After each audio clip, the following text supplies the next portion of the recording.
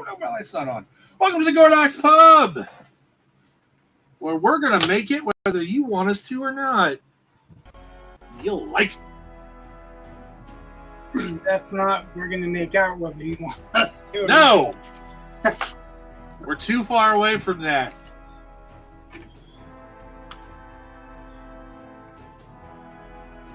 Ugh. There we go. Now we can. People can see me. Ugh. I'm sitting here. Oh, Epstein's Island. Hey, Adam. Hey, Adam. Since you have a YouTube account as well as a Twitch account, is one quieter than the other?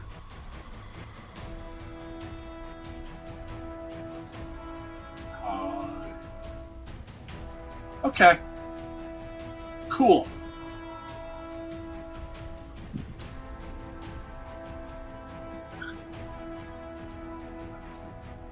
Uh-oh. He's going somewhere. I bet you he's going to check on Twitch. What a great guy.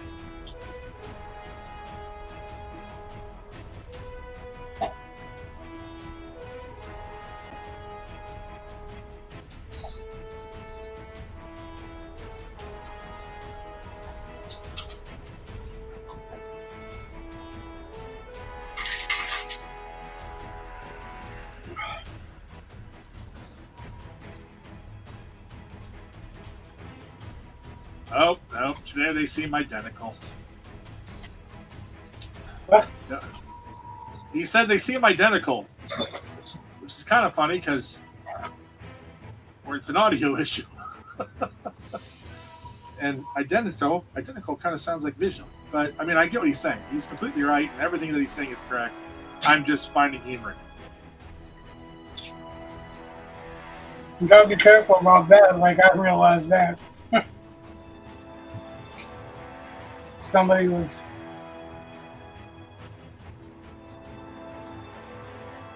posted a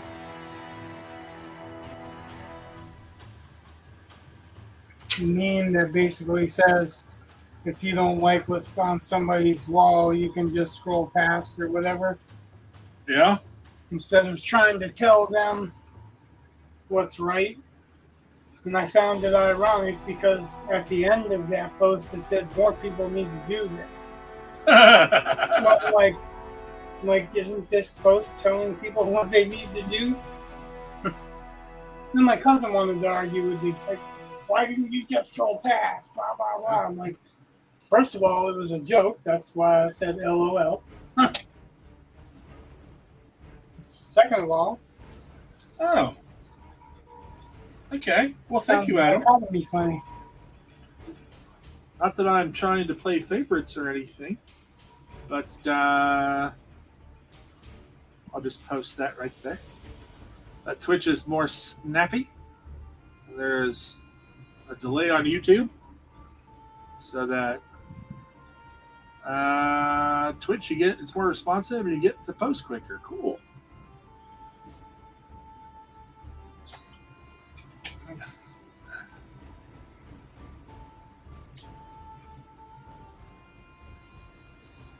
Hi, Digital Tantrum, aka.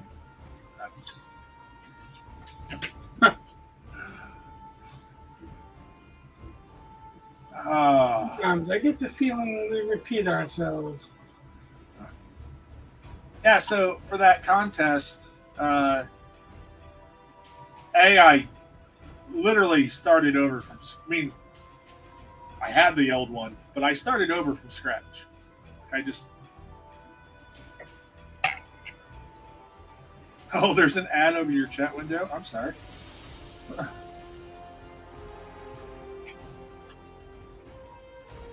anyway, yeah, your ad's going through. I mean, your post went through fine. But, yeah, so I started, I mean, I started over with a blank document. I got rid of that weird formatting that Van Lent had. Like, I get the purpose of it. It offsets the text from the speaker, which I could see if you're copying and pasting that as a letterer, that might be easier. But at the same time, I'm like, well, okay, but if you don't have that extra space, it's a lot easier to format, and you can still just highlight the part you want.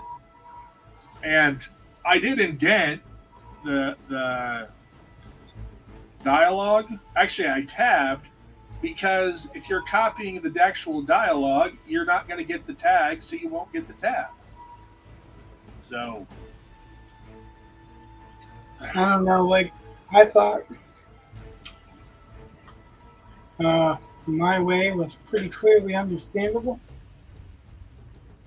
You know the difference between dialogue and the difference between description, panel description? yeah, it was Which is really what we're trying to do, is communicate that, right? right. Oh, trust me, I mean, one of the things that Fred Van Lent guy said was that clarity is key. And I'm like, cool, that makes sense. So every decision I made wasn't about, oh, this one looks cool.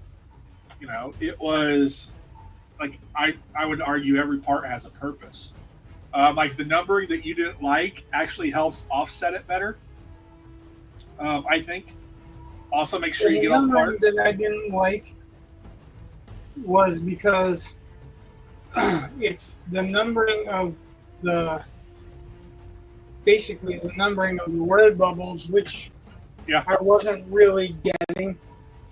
Yeah. You know what I mean?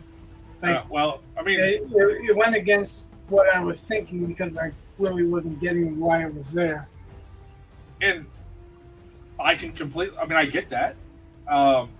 That's why it's like, you know, going forward, now that I've done this and I'm a little bit more comfortable, like if I was working with you, as I am, and you said, dude, knock that off, that the numbers on the word bubbles, I don't want that. Right. But I'd be like, all right, whatever. But I was trying. I mean, after reading over this guy's stuff, because you know he's been in the industry too, and then evaluating his statements on, you know, it's got to be about clarity, and he, like, I found instructions from him as to why he has all those parts, and those ideas seem to make sense. And if I ever got hired by a company and they said, yeah, okay, cool, but that's not how we do it, I would be like, okay, how do you do it? Right. That's what I was saying, is that if they're going to pay me, they can tell me how to do it. That is very true.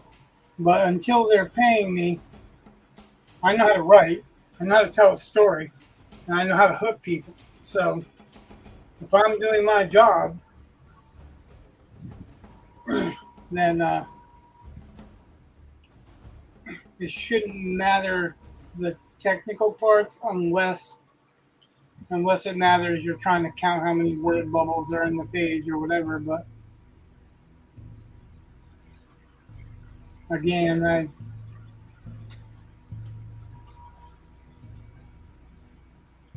Well, that was another thing. The artist isn't dumb, regardless of what they want you to think. But the artist is going to realize that you need certain space if you're saying this panel has this much dialogue. Yeah. Plus, I intentionally write so that there's not a huge amount of dialogue in each panel. Right. That was because, one thing. I go by Will Eisner, and Will Eisner and Frank Miller had a discussion about this, but I agree with Will Eisner, which is you shouldn't really have more than one exchange per panel. Like, you shouldn't have like 4 or 5 word bubbles going back and forth per panel. That's taking up the art. It's not really one scene. You're gonna probably read different expressions in it. Frank Miller says that you can have more, but Frank Miller is known for writing more than that in a panel. Will Eisner is trying to be more concise with his writing, and it comes through when you see the correlation between how limited the word bubbles are with the art. So you're not worried about what you're covering up with word bubbles, that's half the worry, is the artist is worrying about what's going to get word bubbles over it. Is there going to be word bubbles here? Is there going to be word bubbles here? Well, that's kind of what the letterer decides later on, right? They go right. But you want to leave intentional places for them too. Well, I would say I went through and I tried to pick up the pacing of it. So some of the panels got deleted. I also went through and I looked, because the first time I went through Hunt, Kill, Repeat, I was going through and I was looking at story, right?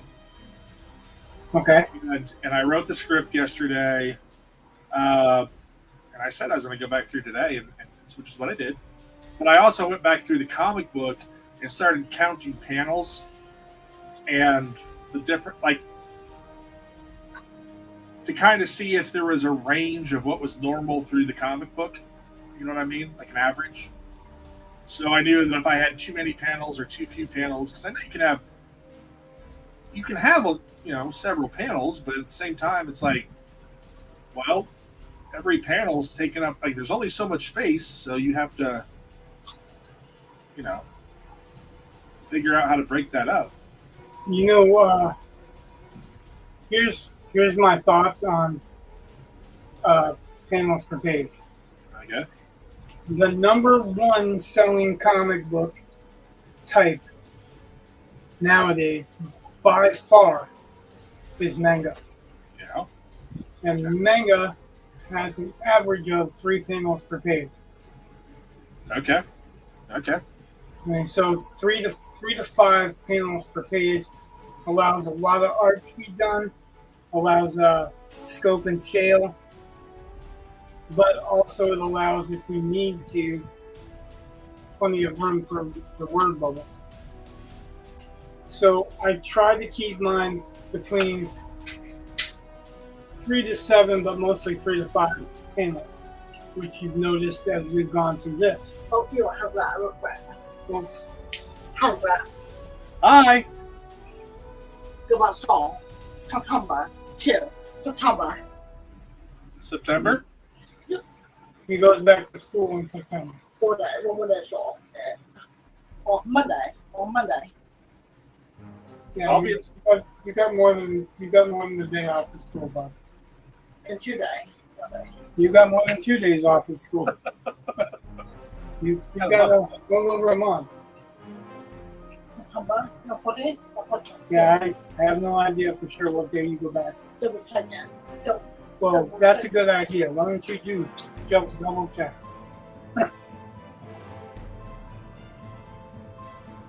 I've got one page of my script, which I loaded up with 7 panels. And it's kind of, Yeah, pass all week. Next week. Yeah, me pass off September. Yeah, double check that. but most of the other pages, I've got, I suppose I could go through and actually add them up. Page 1 was 4, page 2 is 3, page 3 is 2, 4 is 7, but 5 is only 2. So I bet if I average, I don't have that many.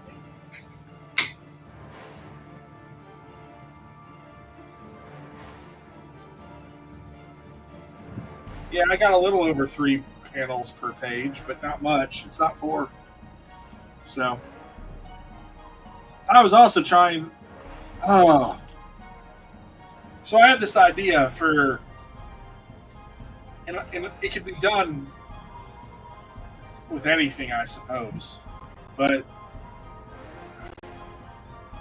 I kept thinking of ideas of splash pages that also had panels. Yeah, there's plenty of them. And so it was. Usually those are called inset panels. Well, you got one big panel, and then you've got little ones that interrupt it. Yeah. So, like, say if you had this whole panel, and then there's a panel right here that's got one story part, and a panel right here, and a panel right here, those are inset panels.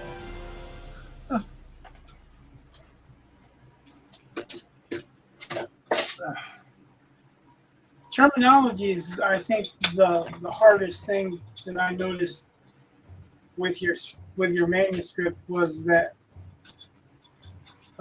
you were almost talking exclusively in movie terms, but some movie terms are used in comics, but for the most part, they simplify those.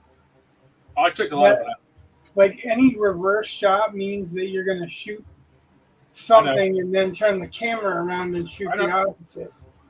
And I got rid of it all. That I just got rid of all of it. I got rid of. No. I'm just explaining. Like I'm not saying that your idea wasn't good. I'm just saying that maybe knowing the terminology of the shots when you're talking about drawing versus when you're talking about camera shots, because they are a little bit different, and that's one of the things that makes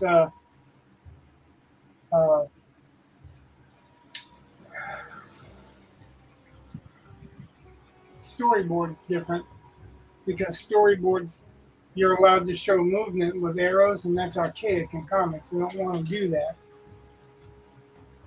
So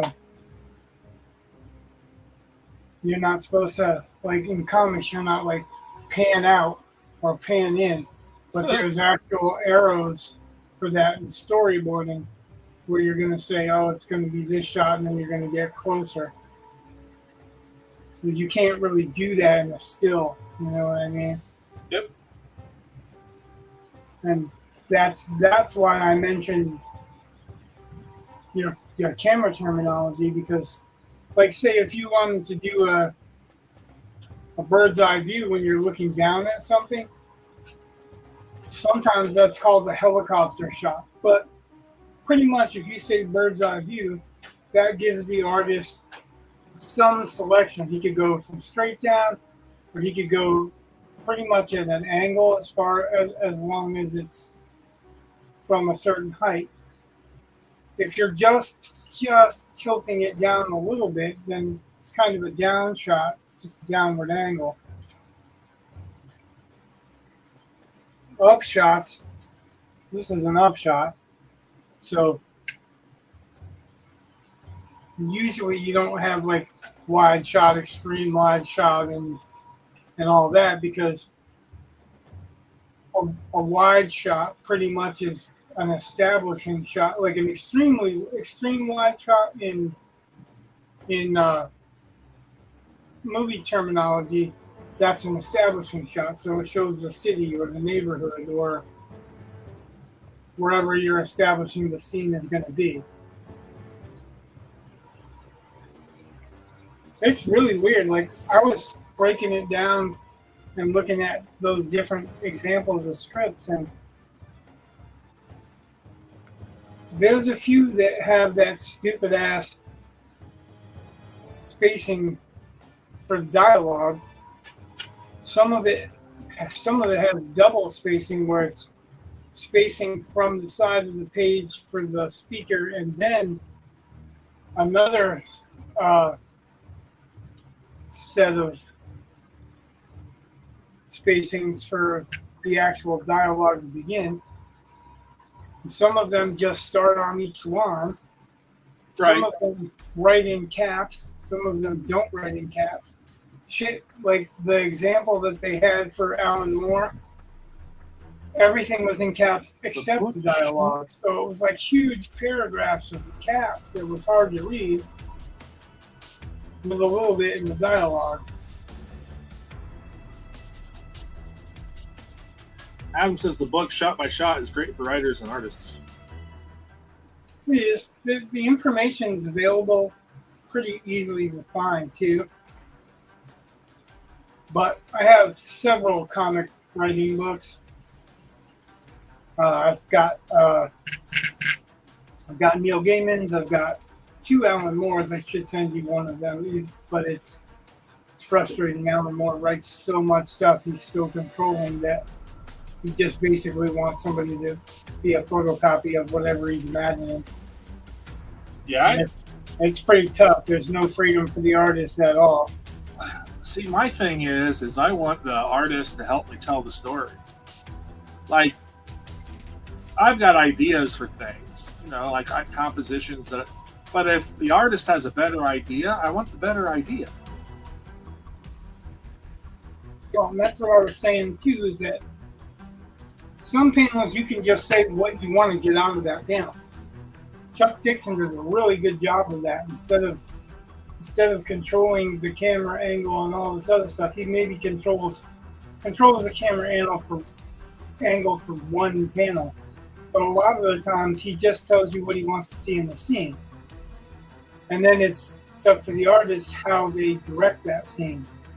See, so, I would rather do it that way. That to me sounds like the right way to do it. Well, yeah, that way you can write 4 comic books in a month.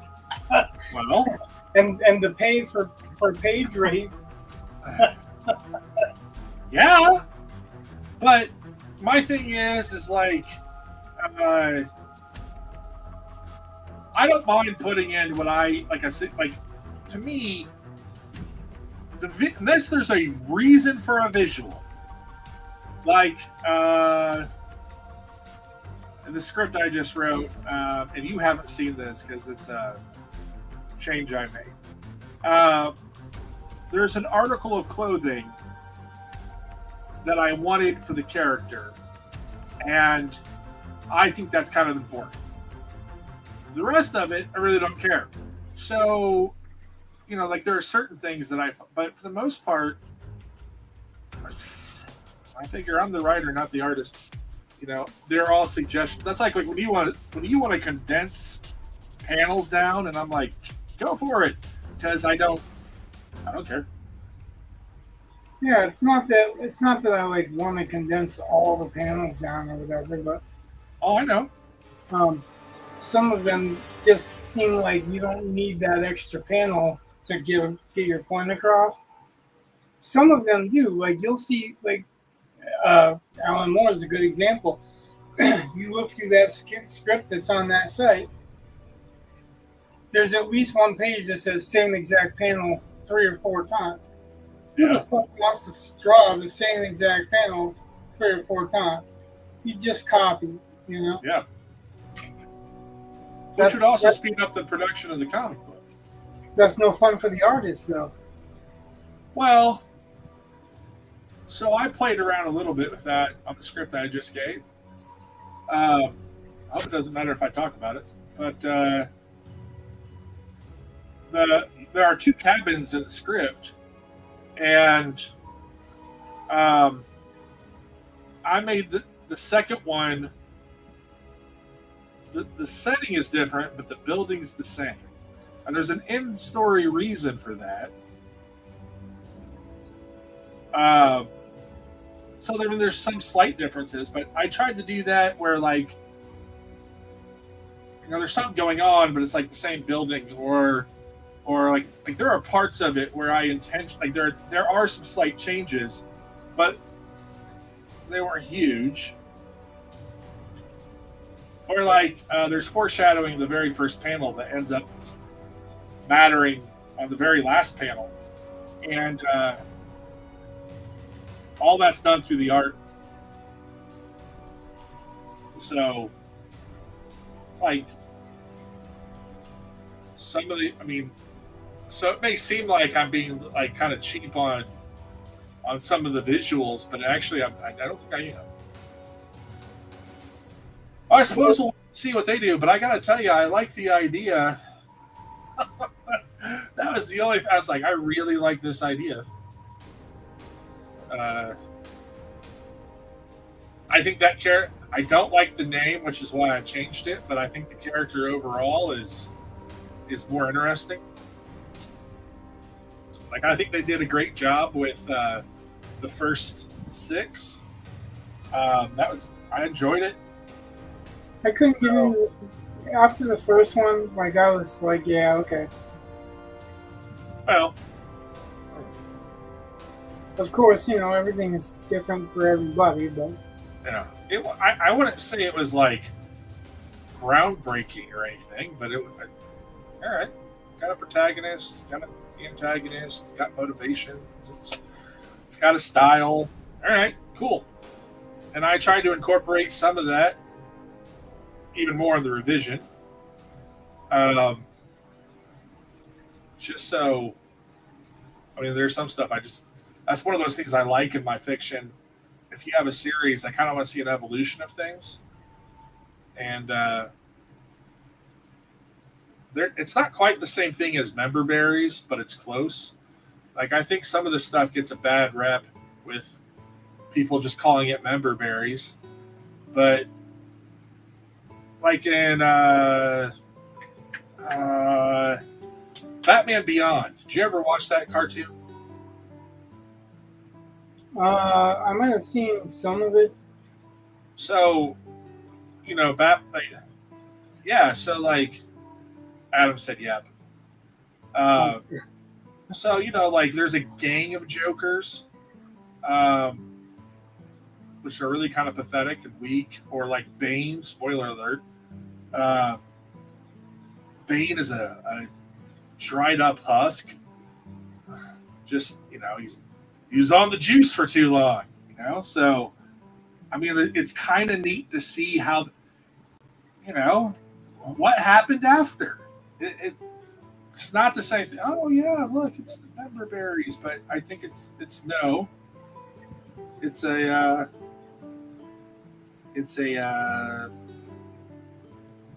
bit of world building, showing the passage of time. Or like, I think Mr. Freeze ends up being, I forget what happened. Something else happened to him. But they like a lot of these characters that never seem to have an ending in the original series, because you never kill off anyone. You get to find out what finally happened to some of them, and that was interesting. Oh yeah, the Return of the Joker. Yeah. That was messed up.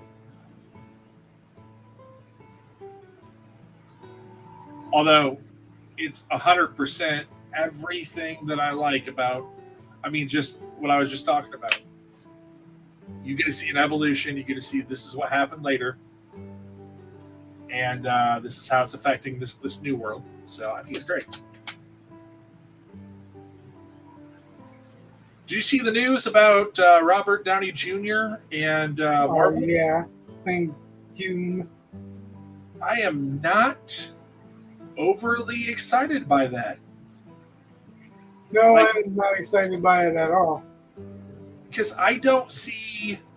Yeah, Adam said not a fan. I like Robert Downey Jr. and legit, like I've talked about this with my boys before. I would love to see, because the MCU canon is different than the comic book canon, and that's okay. But I would love to see, like they had all those Iron Man shell robots before Age of Ultron, right? So, you have somebody. Yeah, I understand there's a reality in the comics where Victor Von Doom was Iron Man. I know. But I'm saying, like, it would have been neat to see, like, maybe someone, found a piece of his broken tech, and, Von Doom being super smart anyway, that's why he wears the Iron Mask, and, all this stuff. Like, it could have been built up using the lore that has been established in the MCU. So I think they're way too late to bring in Doom anyway. I think they could have brought in. I still think they could bring in Doom. I just don't think Robert. He was a much earlier enemy. I just don't see Robert Downey Jr. I never think his Doom as being particularly glib or quick-witted. I mean, he's smart, but he's not like. Adam wants to know who I would put in the role for Doom. Darth Vader. Yeah. James Earl Jones. I wonder if James Earl Jones would be sued if they did that. I would kind of think that he would. I think he retired, which is why he didn't come back and do Darth Vader. I think. Oh yeah, the guy that does the voice acting for a lot of the Star Wars, yeah, he's done several of the people in Star Wars. I forget his name. He's a good-looking guy. He could probably do it. I mean, hell, he's going to be in a mask the entire time. Who cares?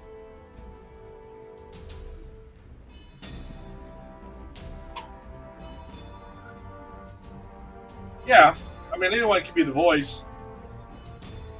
So you just really want a good voice. Oh. No. Doom always struck me actually like the Darth Vader of the Fantastic Four universe. Because it was, you have a mask, you know there's somebody under the mask, but there's 100,000 robot clones of him, and Dennis, as far as we know, there's like robotic parts of him. You're right, Doombots.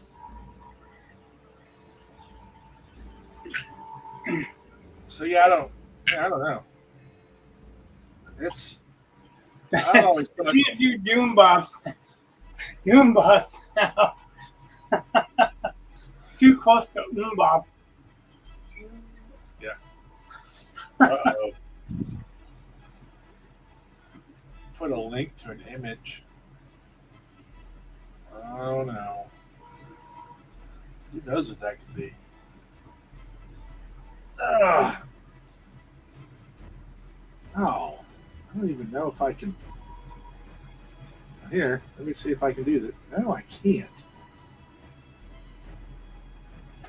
Oh well. I'm not typing that. It won't let me highlight it. Oh yeah, the Allstate guy. Oh no, I know who you're talking about. He was on he also had a TV show for a while where he was like a Navy SEAL or something. Yeah, he could do it.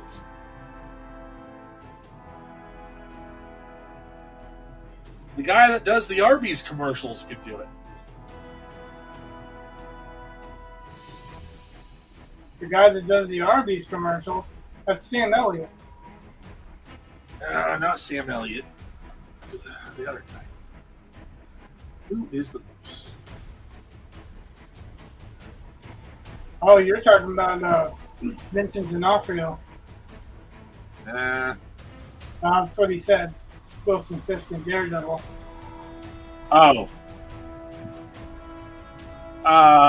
Yeah.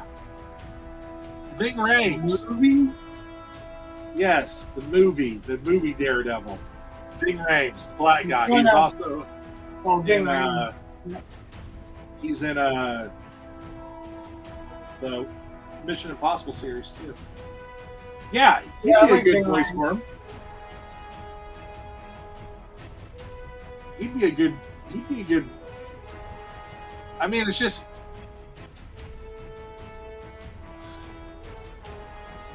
You just got to have the voice right, and I think you would want someone. And yeah, Robert Downey Jr. doesn't have the voice, Right?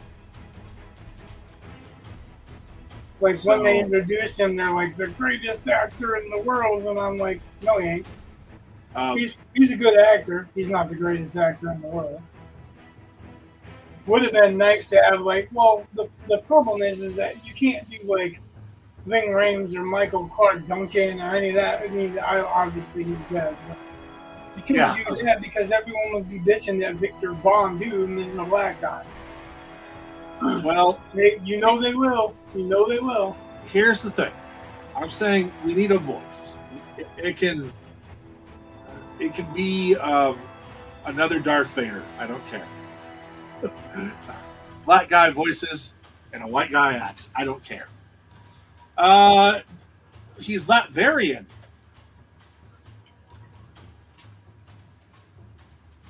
What? No, I think some people cared when Michael Latverian played is King Ben. very I like close to Germany.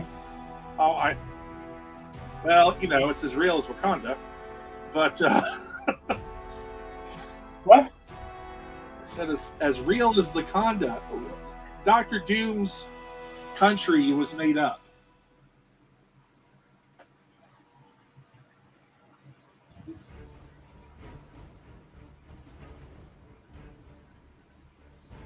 Are you looking it up to see if Latveria was made up? See, maybe. What? I said, are you looking to see if Latveria was made up? Which it was. And when I asked if you were looking it up. No, because I know someone from Latvia, and I'm assuming that Latveria was based on Latvia. There you can find clips of the guy Stan Lee. That's the guy.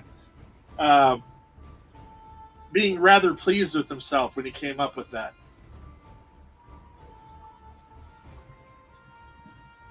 So Vin Diesel would be a good voice? Oh yeah, he could probably do it. Oh yeah, he did Iron Giant, Yeah. Voice. He's got a deep enough voice. Although that would be you would have to differentiate that from Groot. That's the only thing. From what? Groot. Well, yeah, because he'd say something more than "I am Groot." Yeah, I get that, but it's the same voice. Well, it would not be the same voice. I don't think. You can do small variances with like a mechanical sound where you can still recognize it as Vin Diesel's voice in depth, but has a tinny ring to it, which would separate it quite a bit. And he's probably not going to say "I am Groot" at all. Here's complete thinking out of the box, and I don't know if the guy can act, but I will say this: I know he's got a voice. Tim Faust from Home Free. There you go. What? It's a cappella group called Home Free. Oh, you know who'd be a great. Oh, now I gotta look it up because I don't remember his last name. Oh. No, I've got a great voice for him too. Mads Mikkelsen? I thought about Mads Mikkelsen. Ian McShane. Oh yeah, that would be a good one.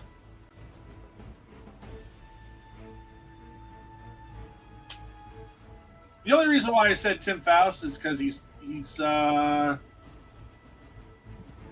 holy crap! Don't tell me he's younger than me.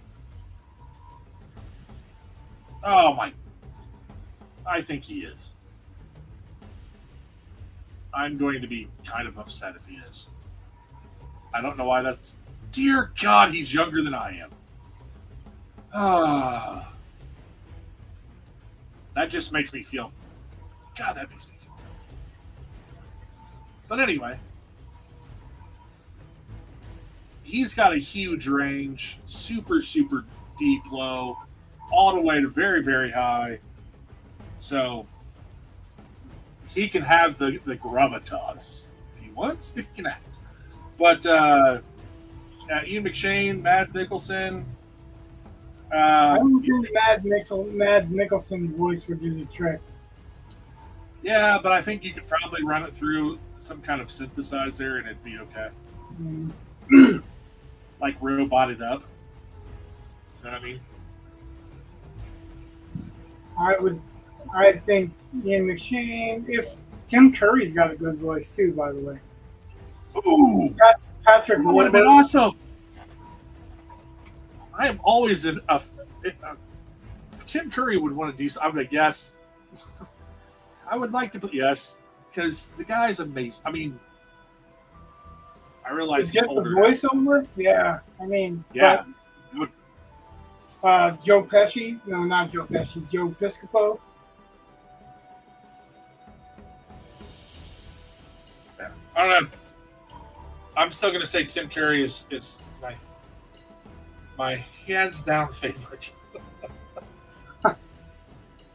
Well, oh, the guy I is do just, like Tim Curry, but I think Ian McShane right now would be the front runner for me. Of course, I haven't looked at them all. I just looked up, actors with deep voices. So, yeah. and obviously Sam Elliott's got a great voice too, but it's still recognizable. Yeah. Although I got to tell you, if he didn't have the Southern accent, it might be hard for people to recognize him, which kind of defeats the purpose of using him, though. So, well, he's skilled, so that's you want to make someone that has a believable fight, right? Yeah.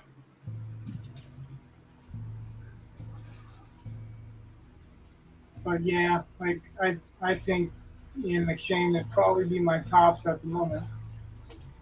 I also like what the hell is his name? It's another Ian,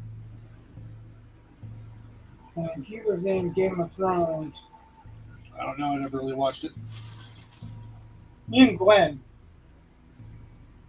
Peter Dinklage could be the voice. Ian Glenn was like Sir Jorah Monmouth, but he played in a series called Jack Taylor about a drunk PI that used to be a cop in Ireland. Yeah. And I really liked the way that he put that character together. I mean, there were other people that played that character. I think even Kenneth Branagh played that character at one point in time. But I liked the way that Ian Glenn did. So that's two Ians.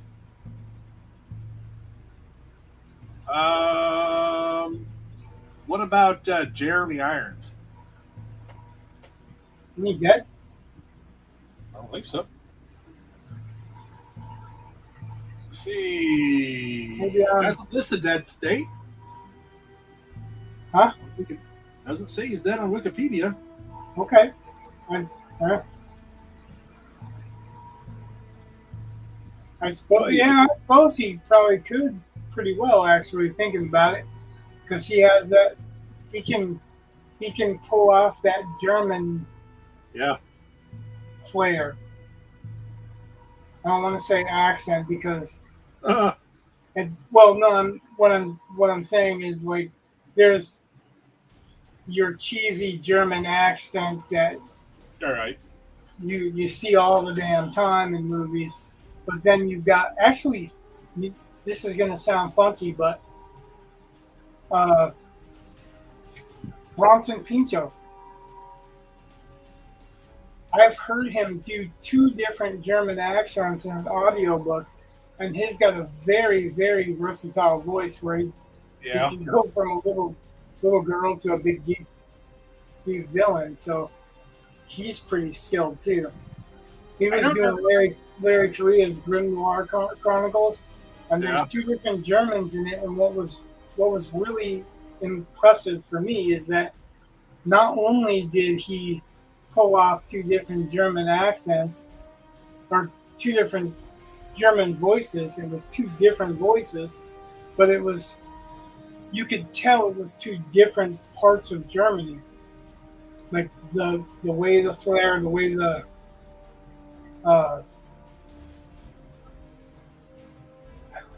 words. Oh, I don't know. It's kind of strange, but it was really, really good. how about I can never pronounce his name. Liv Schreiber, the guy that played. Oh yeah, Liev Schreiber. Yeah, Liev. That's it. He'd be a good one. Yeah. Yes, he would. And nobody's recognized him since He played the first Sabretooth, well, second Sabretooth, right? Yeah, he played the second one. He played the better of the two, in my humblest of humble opinions. But I agree. He just didn't look like him. yeah, I was kind of He was a surprised. much better actor, but I had seen rumors that Cillian Murphy was going to be Doctor Doom. So now I'm wondering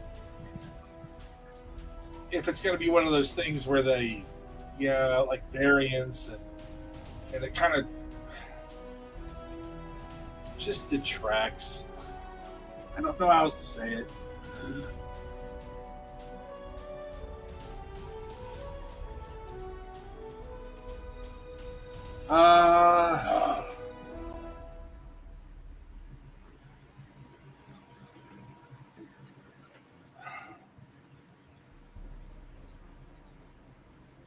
Yeah. Rich, Jesse's been commenting a lot on my Facebook lately. what? Jesse Duckworth has been commenting quite a bit on my Facebook. It's probably due to politics. It is. But it makes me laugh and chuckle. They just had a little one. His name is Lucky. Oh, the body. Yes, I know that's kind of a pun, but that's what she wanted to name it. His name Lucky Duckworth?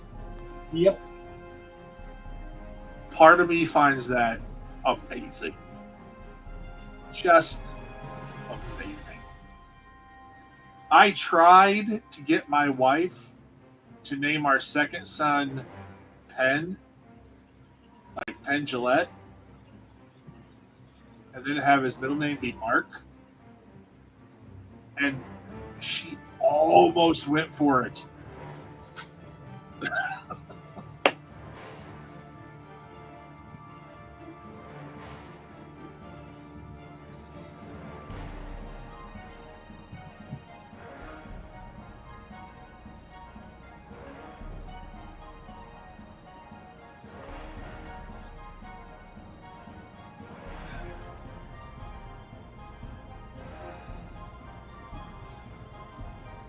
So, Thaddeus has been, he has his learner's permit, right? And so I've been having him drive places. Still very new to the whole thing. And I discovered I can scream like a girl with the best of them. Because, oh my gosh, he was backing up, and how he missed his brother's car, I'm still not quite sure. And just, he was backing out. I was like, he was getting really close. He's backing out and turning, and so the front end was getting close to the garage. And I was like, just stop. And he stopped. I was like, just back it up straight so you're away from the building.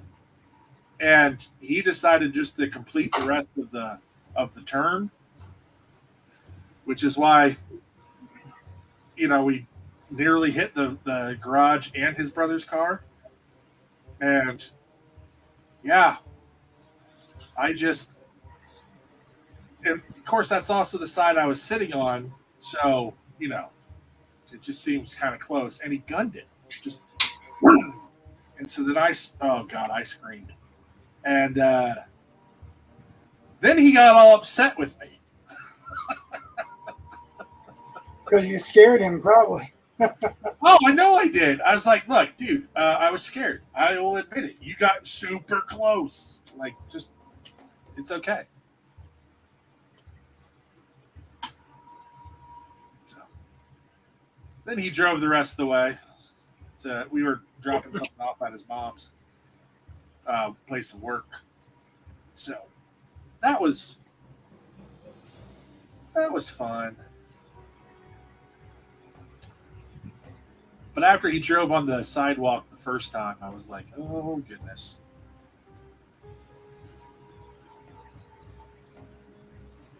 I took him out to the mall parking lot because I figured ain't nobody going to be there. So I got some practice there too. But, I should have known when on the very first day he didn't know the gas was on the right. Oh. Well, let's start with the basics, because if you don't know, you don't know. You got it. I'm glad he told me. I was like, ooh, we're a little further behind than I thought we were. That's okay. We'll get caught up, but still. I'm glad you asked. Yeah. Incredibly thrilled that you told me ahead of time. That's what I told him. It's like, I might get scared. Like, I'm not going to lie. Like, because his brother scared the crap out of me, too. But I was like, as long as you don't do something I tell you not to do, if you have an accident, you had an accident. I'm just going to be worried about you being safe. And, that's how I was. I mean, Whit would scare me, and he'd be like, stop doing that. I'm like, what are you doing? You're holding your breath. Yeah, that's because I'm terrified. But still, it's one of those things, it's like, dude, just... I have to. You're driving. Yeah, exactly. It's like, hey, I ain't yelling at you. I'm not being... I'm that way when I ride with my daughter, and she's got a license, but I'm like, wow, like, she must have got a license because I thought she was cute. Well, I wonder about some of them. I'm just like, she's really? completely insane. Now, my son drove fine. I put him, the more pressure I put him under, the better he drove. Oh. Until he drove with his mom. And then it was like, she couldn't hack it with him. I'm like, how do you hack it with the daughter, but you don't hack it with him? And he still doesn't have his license, and he's the oldest. I've noticed a lot of kids don't want to get licenses anymore. It's like they don't. Well, he wants to drive. He just not going to go through all the shit to get his license. I'm like, yeah, that's going to cost him in the long run. Yeah. That's one of those. Don't come to me when this catches up to you. Come to me so I can laugh and point at you. Well, yeah, that's all you're getting is laughter, ridicule. Like I can. Like, what you're going to get is, I told you. Yeah. The thing that no kid wants to get from their parents. Told you so. Well, I mean, it's not like I don't have a temper at times, because everybody does. But I have tried very hard to make sure that, again, as long as you don't do anything I directly told you not to do, or I suppose conversely, as long as you do what I tell you to do, then I'm not going to get mad. Try. Well, I mean, you try to do what I told you to do. Right. I mean, as long as I know that you're not just being a turd. So, I mean, I know how I grew up, and you were just, and I get it. Like I sympathize with my father now that I am one, but yeah, that tends to happen, right? Yeah. When he's working, he tends to get frustrated, and he kind of takes it out on people. Now, it got better as I got older.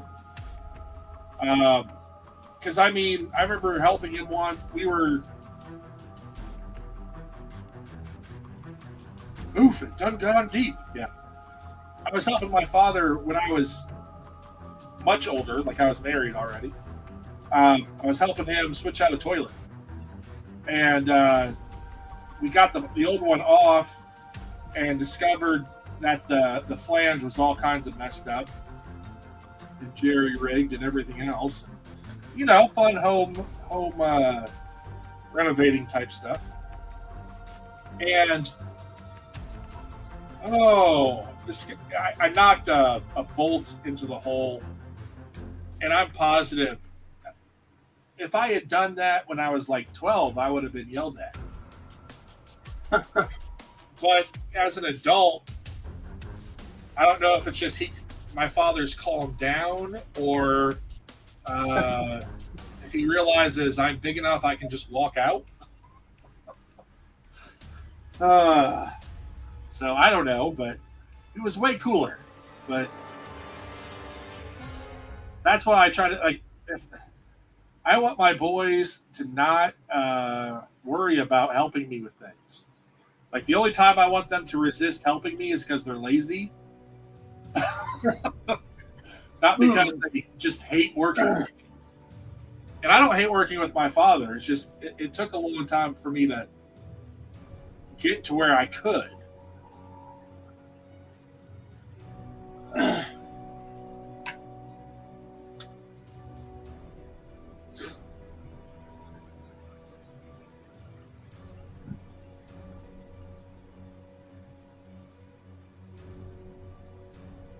I'm kind of surprised I didn't get in trouble on Facebook for one of these posts, although it's not even an hour old. But I'm waiting for someone to say I was spreading hate speech or something. I posted that joke meme that's got Leonardo DiCaprio doing that laughing thing with the cup, and it says something about. Let me look it up real quick. There's a point to this crap.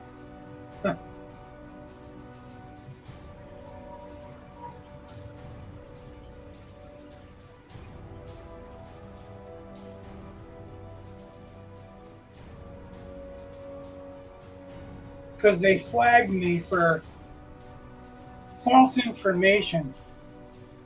Yeah. And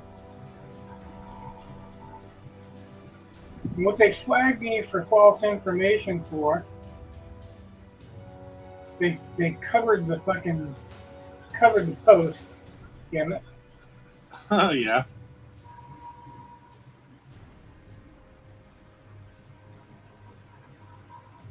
But it says something like, wait a minute. Maybe I can find it in somebody else's. Nope, everybody else has got covered posts too. It says something like, I'm over here laughing at how had a 500,000 ballots filled out wrong or something like that. Oh yeah, I saw that. Yeah, they fucking flagged me for false information. Nobody filled out any ballots. I'm like, hey, fucking Facebook, you need to fact check jokes now? Yeah. Well, You're going to fact check a joke? It's clearly a joke. The election isn't even for 98 days.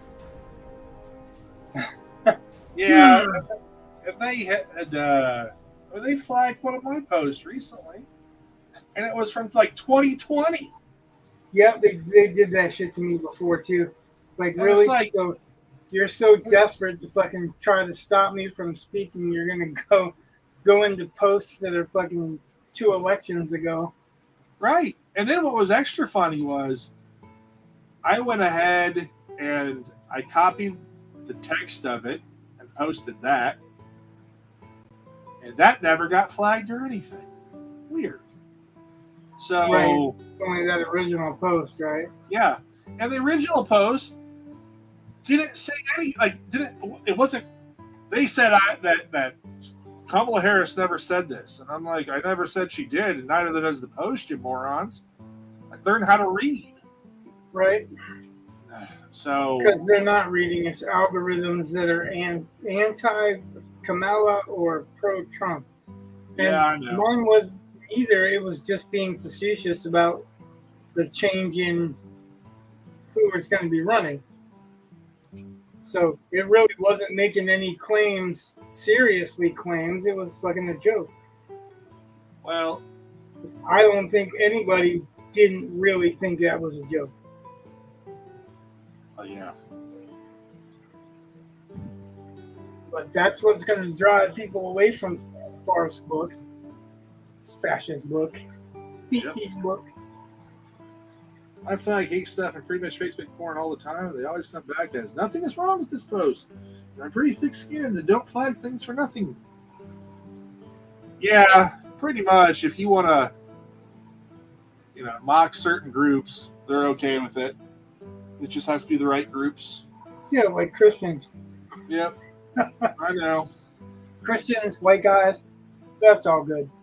Well, that's like somebody had put, it's like, just because it's not catering to you doesn't mean it's not, or doesn't mean it's anti-Christian just because they're not catering to you. And it's like, okay, that's cool. I agree with that. But, this big long post about how, Olympics represent some 10,000 different religions and all this stuff. And I was like, cool. How many of them had symbolism that, religious symbolism that was then used for something that religion would find offensive? And then, just how many of them had their religious imagery mocked? Certainly not Islam. Well, just any of them. Because they'll come and shoot your ass, and that's okay. It's one of those things where it's like, look, I'm not, because I don't care what the Olympics does. I don't. I'm not offended. Like, the Last Supper is. I don't watch the Olympics, but that was clearly a jab at Christianity. They apologized for it afterwards, and if you didn't mean to be a jab at Christianity, why did you apologize for jabbing at Christianity? It's all well, yeah, it's a tad bit strange, and I say again, but here's the solution: just to prove that they are open-minded and they never meant to offend anyone, they would be okay with using some other religion, some other major religions, symbolism, or famous works of art depicting that religion. They would be okay at the next Olympics if we had a drag show that used that imagery. Like, everyone would be okay with that, right? There would be no problems. So they could do a drag show representing Muhammad? Yeah, Muhammad, marrying his, 6-year-old wife, or whatever. Just a drag show of Muhammad. Yeah, sure. Why not? It's just one person. No, they didn't do a drag show. Well, they used the Last Supper, which, depicts Jesus, but are they making, is it the composition that they were using or the religious imagery? I don't know. So I'm saying you should probably. They had an nimbus around the person's head in the middle. Yeah, I know. That tends to be religious iconography. Yes, there was Greek gods that had that iconology, but they didn't have a Last Supper. Well, also, Bacchanalia is based off of Bacchus, which is Roman. Dionysus had little to nothing to do with the Olympics. And I'm not sure what guys dressed as girls has to do with a god of fertility. Right, and it's like the Roman religions were based on the Greek religions anyway. Yeah. They just changed the names to protect the innocent. Well, they're not. Roman gods are not interchangeable with Greek gods. I'm sorry. Like, there are some. They're very, very similar, but they're different cultures. And Bacchus is definitely not the same as Dionysus. They're close, but they are not interchangeable. And they had different followers. So I don't buy it. You're using a Roman tradition based off of a god that's similar to a Greek god as your justification. And again, I'm not sure what men pretending to be women has to do with fertility.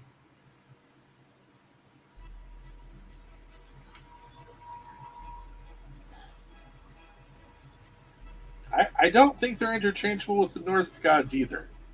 So those are wildly different. Even more so.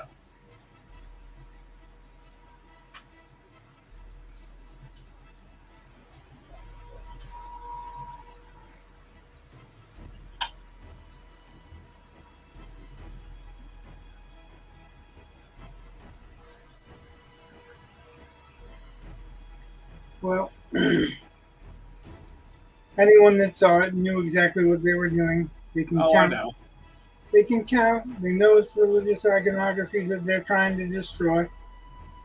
Well, It's just stupid shit, and it really ridiculous. all it does is make people less likely to patronize those events. Yeah. It's gonna take their ratings and drop them. People are gonna boycott them. I think there's going to be a bigger It back. doesn't matter what they say about it afterwards because they're going to lose a whole shit ton of money. I'm waiting for. Advertisers are already backing out. I want to see one of the. Here's my prediction. One of the female boxers is going to be unbelievably hurt by the male boxers that are pretending to be women. And I thought they told them that they had to be biologically to compete now, because they did with the swimming. the boxing, like I forget what it is, the pugil, whatever. The governing body for boxing is not the same governing body as it is for the Olympics, and the Olympics decided no, you can't. But professional boxing, or no, you can't.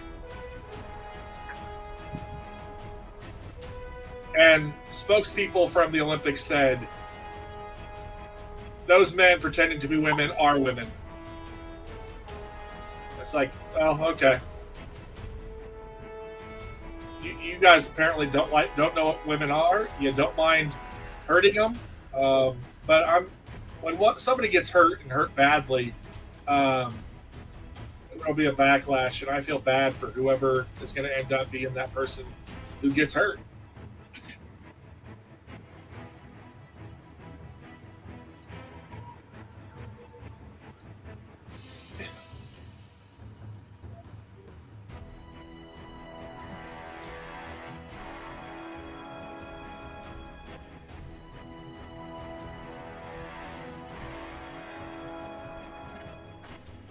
Adam said the ruling in swimming is that they won't allow any transgender athletes that have gone through puberty as a male. Most other sports are following. I don't know if that's what it was. I mean, maybe you're right. Maybe I misinterpreted what was going on with the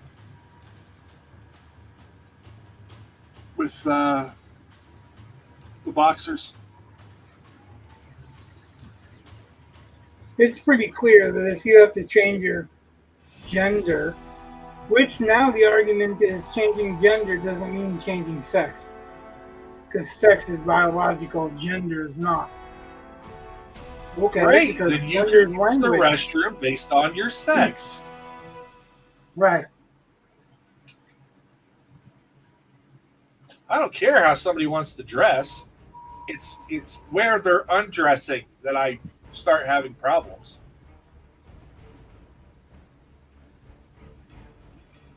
Or when people want to say you're a bigot if you don't like someone of your sex, like you don't find your sex appealing. It's like, wait. Just because you identify as a girl doesn't mean that I need to pretend like you are one, especially not that far. Right. And that's the thing, is that you're trying to force somebody to change. Nobody else is trying to force you to change.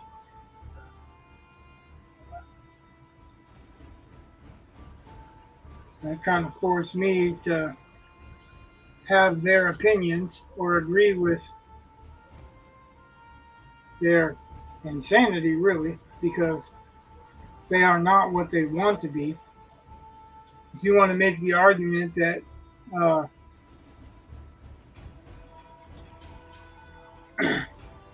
that gender is not sex, that's fine because gender is actually started as language anyway.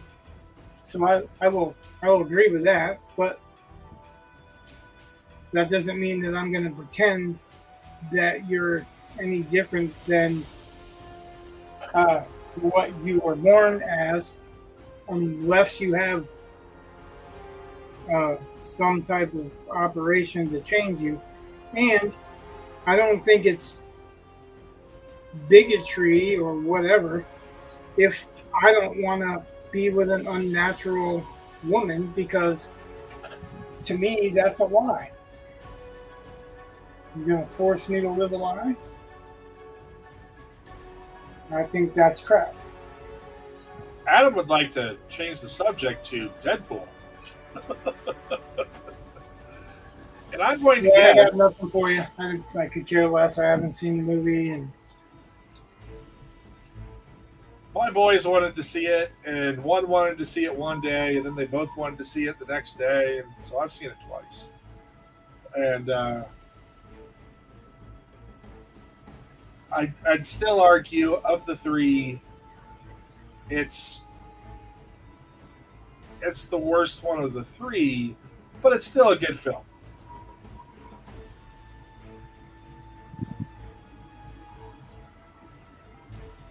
Like the first movie and even the second movie both had scenes where I was laughing so hard it hurt to breathe. The third one, I laughed, but never that hard. And I think I mean, the story was okay. It was serviceable and all that. But I was after that one, I was like, you know what? I don't need another one of these. I really don't. Like the character, if they can't, like the third one felt like it was a regression to me. Like they pulled back on what was allowed. Not terribly so. Like it was still entertaining. It's just it was still pulled back, and if that's what they're going to do, then I don't really see the need. I mean, it's like you're kind of missing the point of Deadpool.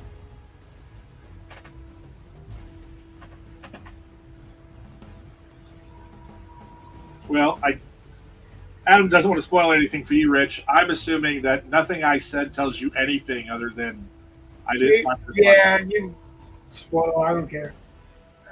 I'll see it eventually when it's free.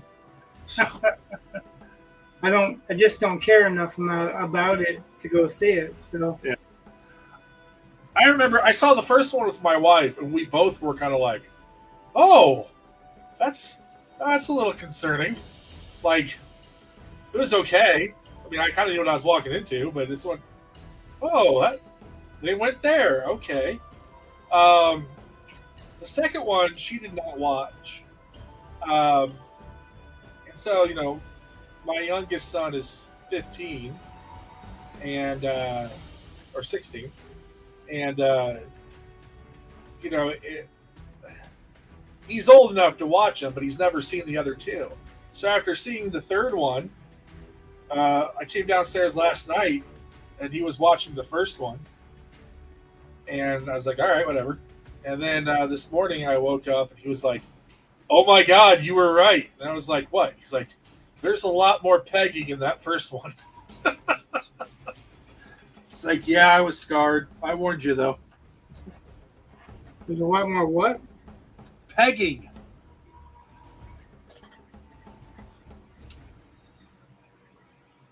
Using a fake phallus to allow the woman to pretend she's a man.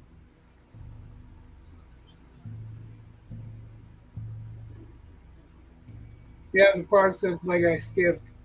That was a funny joke in the first one, but they mentioned that, and you've seen in the trailers they mentioned that, but they don't go there. Just like there's a reference to the baby hands and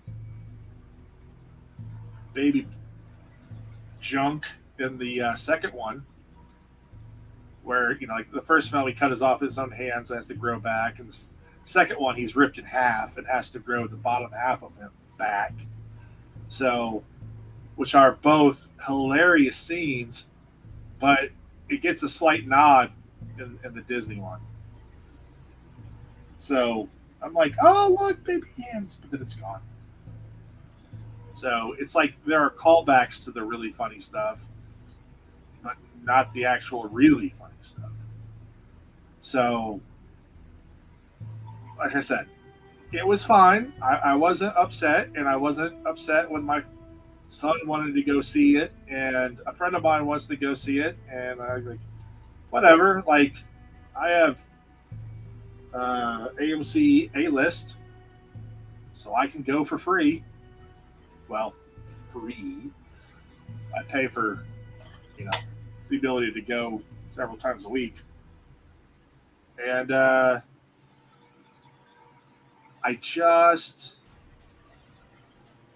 don't.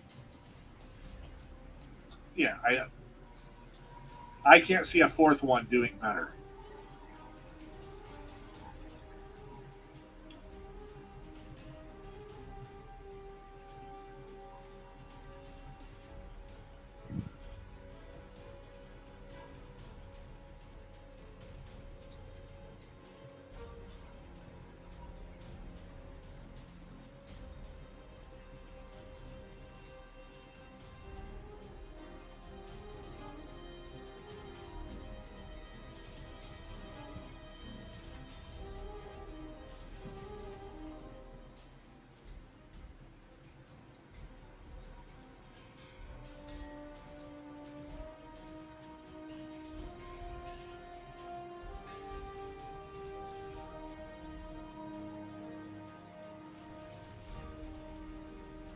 Well, no, that's kind of funny.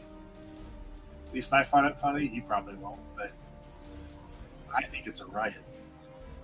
That script I just turned in, that comic book script, there is never any more than 3 people per page. And normally it's just... sure. Once you're doing it for trying to get a job, then you're like, no. I'm sorry. I just realized that.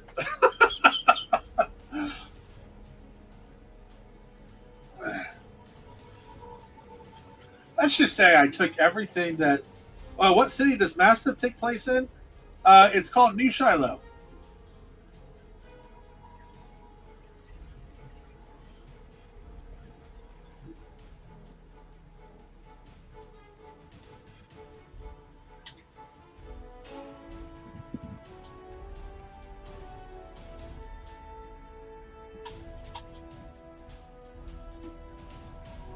Is there a reason why you wanted it to be called New Shiloh, Rich? Yeah, it's a fictional city. Yeah. Okay. Shiloh has a couple of different connotations, don't you realize it? Yeah, but that doesn't necessarily mean that's why you chose them. Well, that's why I chose it. Shiloh is first mentioned in the Bible, but it's also a battle of the Civil War. Yeah, I know.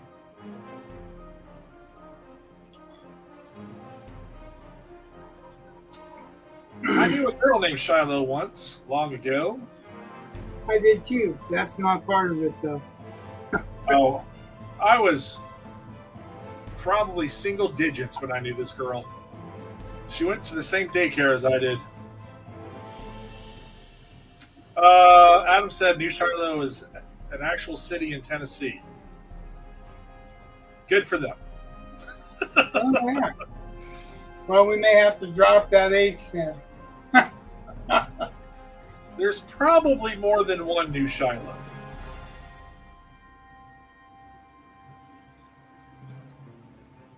It's possible.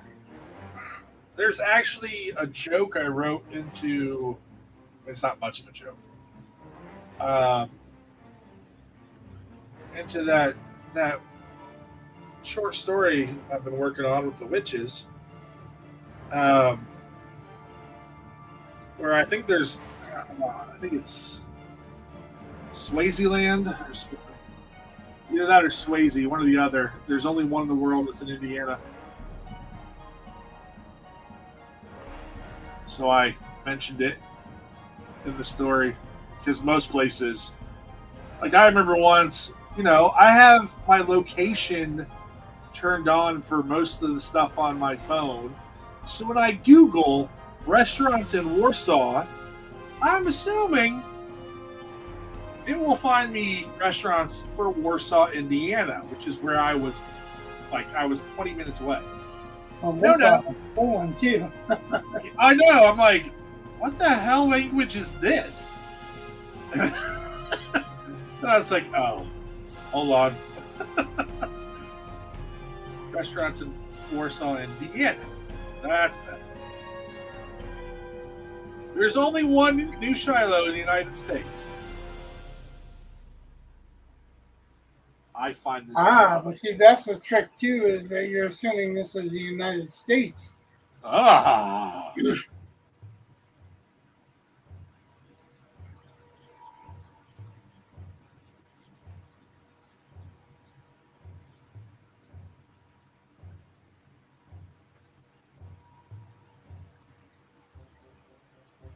Well, that's a pain in my butt.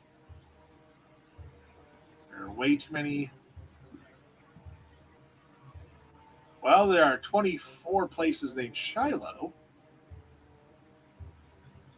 Right.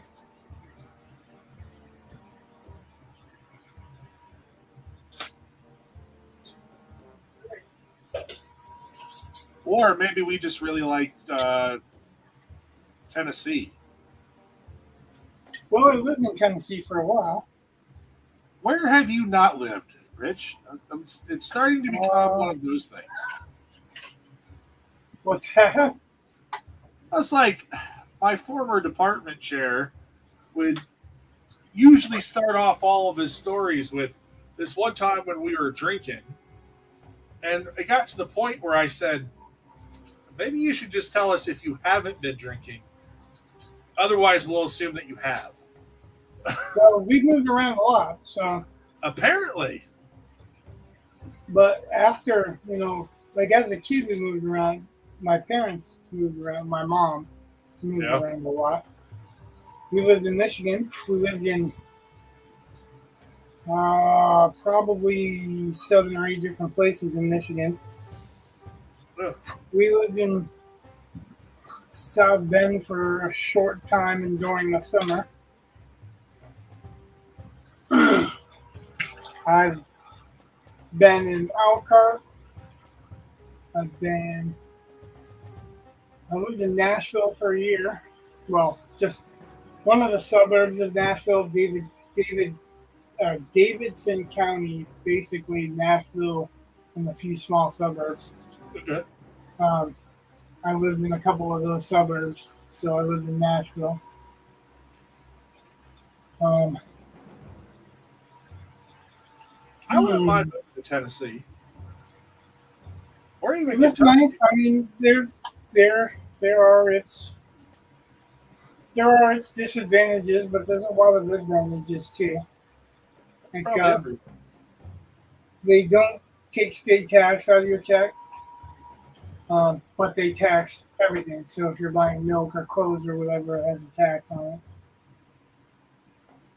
But yeah, like I enjoyed it. There was like 2 days that we had snow during the year. The rest of it was either temperate or hot. Yeah, that might be my big problem. Florida, lived in New Jersey, obviously, a few times. Lived in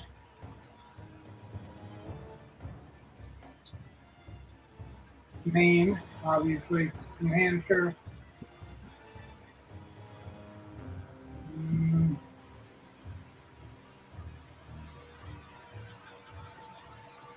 lived in or been to. The been to is a way bigger number, but Well, I've been to all kinds of places. yeah, lived in Florida. We lived in Florida, North Carolina, uh, Michigan, Maine, New Jersey, Indiana, just the northern part of Indiana, right next to Michigan. Um, yeah, yeah, that's pretty much it for lived in. Unless I could think of something else later on, but Uh, I have lived long enough where I forget stuff too. oh, my wife was talking about that the other day. She was like, it was like early one morning, and she's like, "Did I used to work at Fashion Bug?" And I'm looking at my wife, trying to decide, did she eat a mushroom? And I don't, I was like, "Yeah, you worked at." That's what I mean. I was like, "Yeah, like when we were teenagers or so." I completely forgot. I'm like, "Well, not completely." 'Cause, Just mostly. I've had jobs I wish I could forget.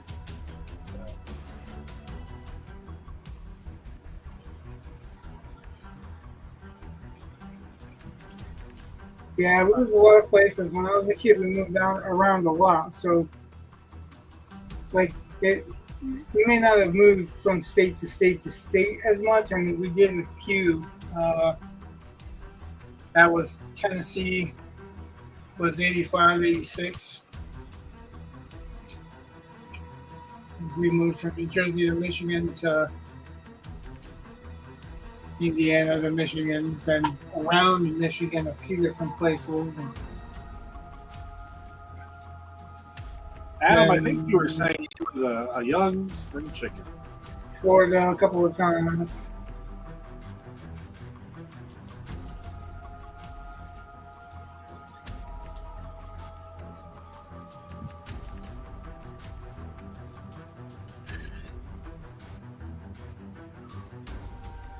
So, yeah.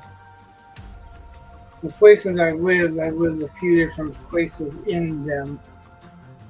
Even Maine, I haven't lived in just one place. The place I started off in Maine, I only started off, and as soon as I could get out of there, I was out of there.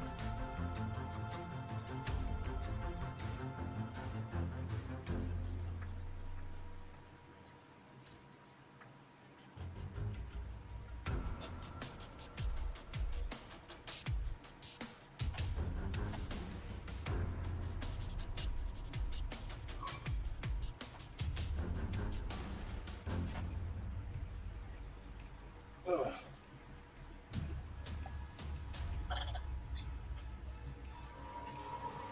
Well, that busied up the street for you a little bit.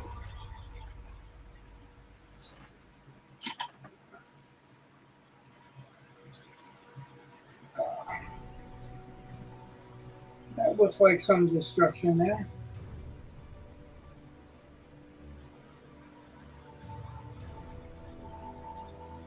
It also looks like some uneven ground, so you could break an ankle or a toe. That feels right. Sure. What was I saying? He says.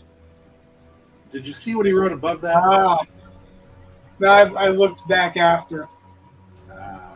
I'm trying to be cool and read what he said because, you didn't read it out loud. Well, you were talking.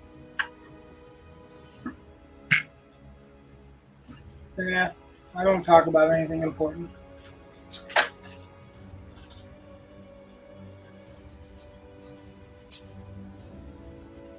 Just ask everybody in my life. Okay.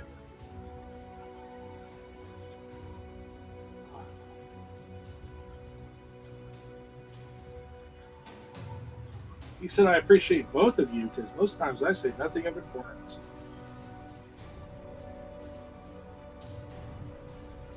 Well, the grand scheme of things, We're all dead. So. Well, I'm talking to Eli, and he's going, yeah, yeah, yeah. Well, I don't think that's really fair, Rich. No, it's fair, because if he was interested in what I was saying, he has a totally different reaction. Yeah. This is something he's gained since he's been hanging out with his buddy. No one. Because that's what his buddy does. That's okay.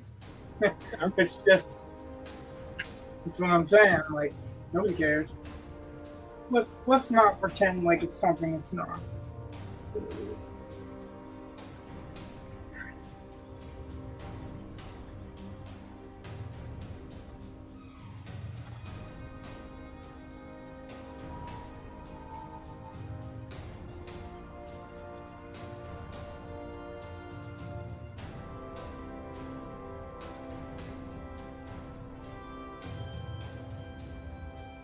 And you get to be important on this channel, by the way.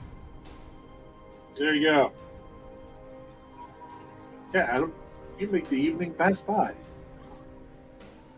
It helps.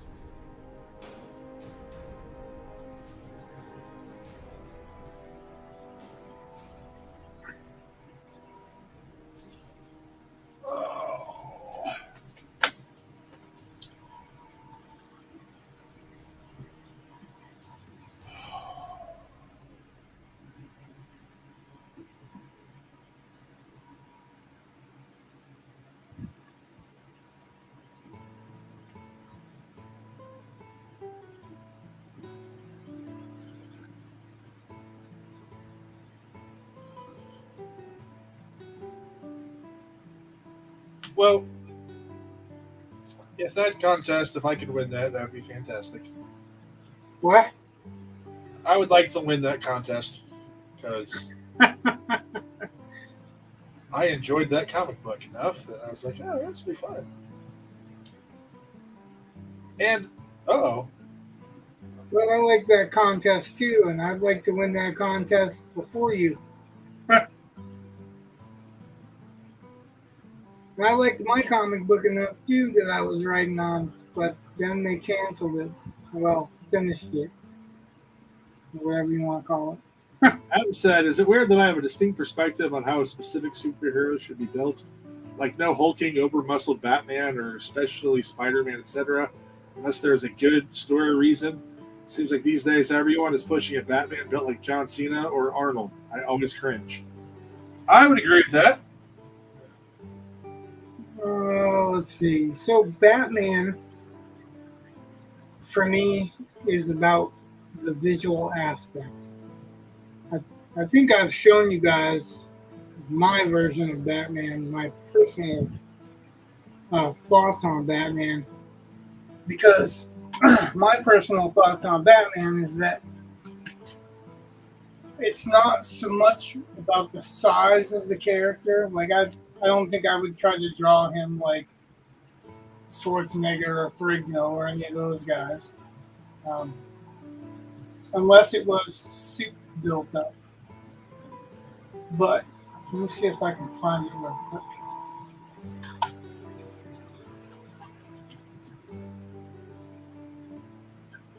I have a Batman. The original Batman was to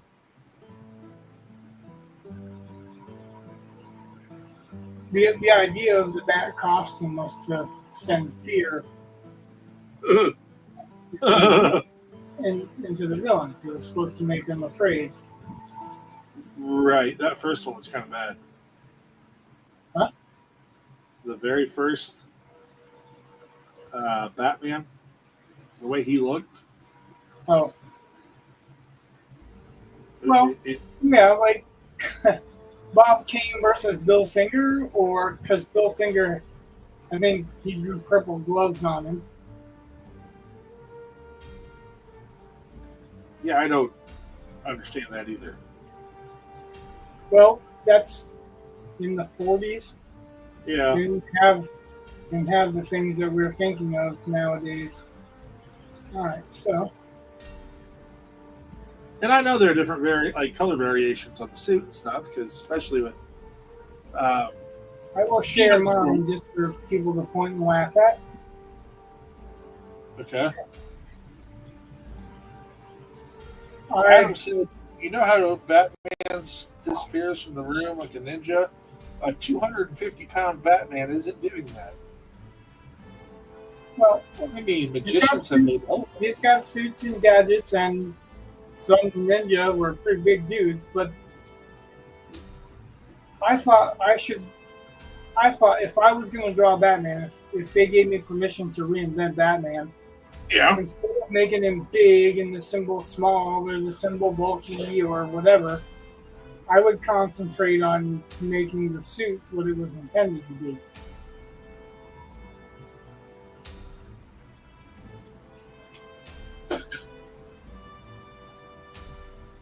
I thought Batman should be a little scarier, you know? Like have veins in his cape and, you know, muscle structure in his neck and kind of a sickly green color instead of a blue color or just out and out black and gray. But my idea wasn't to make him necessarily super huge, but more focused on what the costume is supposed to do. Because I think that's what we're really lose sight on. We love Batman mostly because of the imagery. Nobody really does the whole he's a detective bit anymore. He's literally fighting dudes that a normal person would be broken and dead fighting. That's true. They kind of they have upped his villainry. He has to have something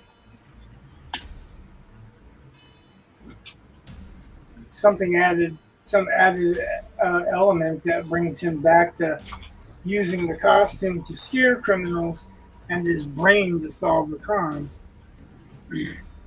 Well, that's the hard part. I mean, that mystery writing is not, if it's going to be good, is not easy.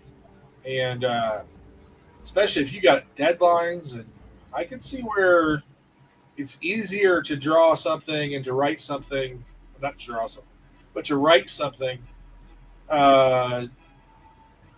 more action oriented, less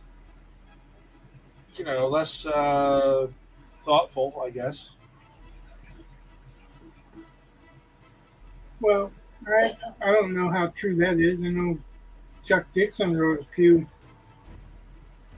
I'm not saying that more thought-provoking ones, but there have been lots of. What I am saying is that they, like, when you watch a movie, that was what was so good about the Batman, is that even though he was kind of stupid when it comes to the murder instruments and didn't apply his arcane knowledge to it, because that's the strength of Batman.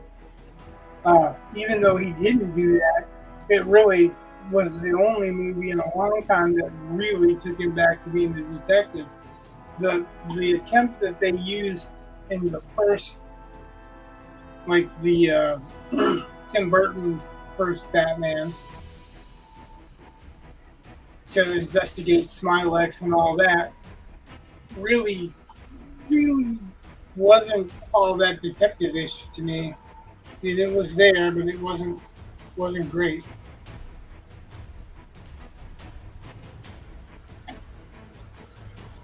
Yeah, kind of. Sherlock Holmes actually fought too. Yeah, that's how he died. Him and Moriarty, supposedly, even though Conan Doyle brought him back.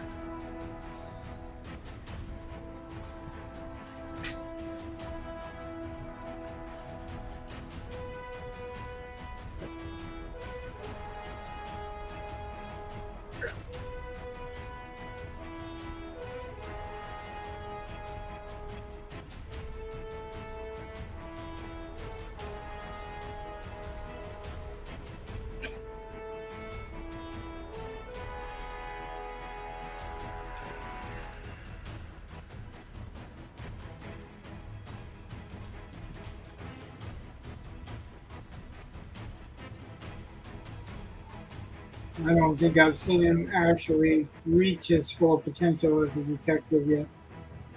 Guess that's what I'd like to see if somebody actually took it over with the intent of making Batman more the original idea. Adam, there's a talent search from here. I'll just Mad Cave. Mad Cave. Actually, Joe Quesada at this recent Comic-Con made some kind of announcement, or is making some kind of announcement. I don't know how long that Comic-Con is, or if it's over or whatever, but Joe Quesada is somehow involved with Mad Cave Studios. He said he's friends with the guy who runs it.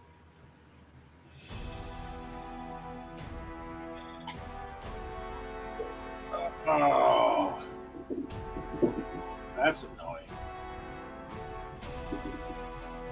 You might be right, because I didn't follow the animated series very hardcore. So I could accept that, because I have seen a cartoon or two in the animated series, and I couldn't tell you which one because I've seen a few of them, but definitely more recent than the 80s. Oh, hey, Rich. When you submitted, did you get a screen that said "Thank you for submitting"? Nope. Because I didn't get it emailed to me. It was on the it was the page itself that went there. It was what? So when I used the submission form, when I hit submit, it gave the "Thank you for submitting." So Did that to me. if it did not do that for you, you might want to resubmit using a link. Which the only reason I was looking at this, and I don't. What version of Word do you have? I have.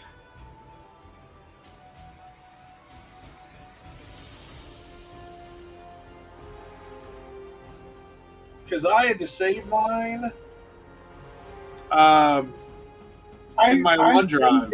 I uploaded it on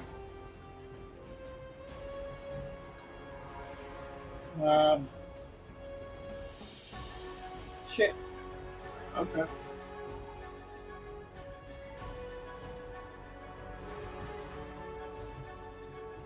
Let me see. Well, while you're looking. Yeah, Adam, I was originally looking at the I Battle was Cat. drawing the comic.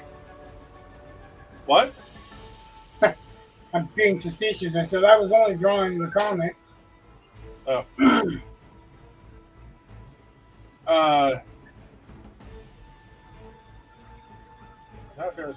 I originally there are four series that you have to choose from, and there are several series there, so you can look around. But the Battle Cats one looked interesting, and if I had had more time, maybe I would have worked with that. But then our last stream together, Rich got me looking at Hunt, Kill, Repeat, which is a mythology-based one, and I kind of had an idea. You didn't send them the link via OneDrive, or Yeah, by going, if you hit File and then you hit, I think, Share, and then I didn't do it via OneDrive. I did it through Google Docs, right? Okay, well, I'm just saying. But I didn't get that either. So that's why I'm looking. I don't think I've done anything that way. I've never.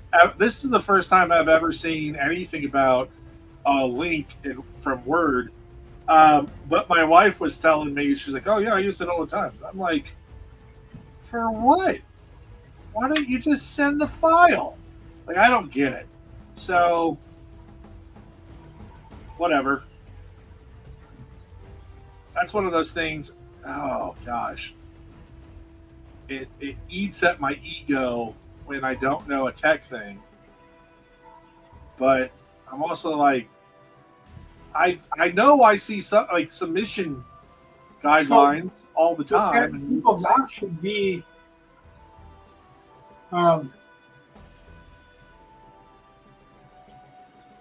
shit, it's not lined up right either. That's again, I would go through and you have a day. No rush. You got a day.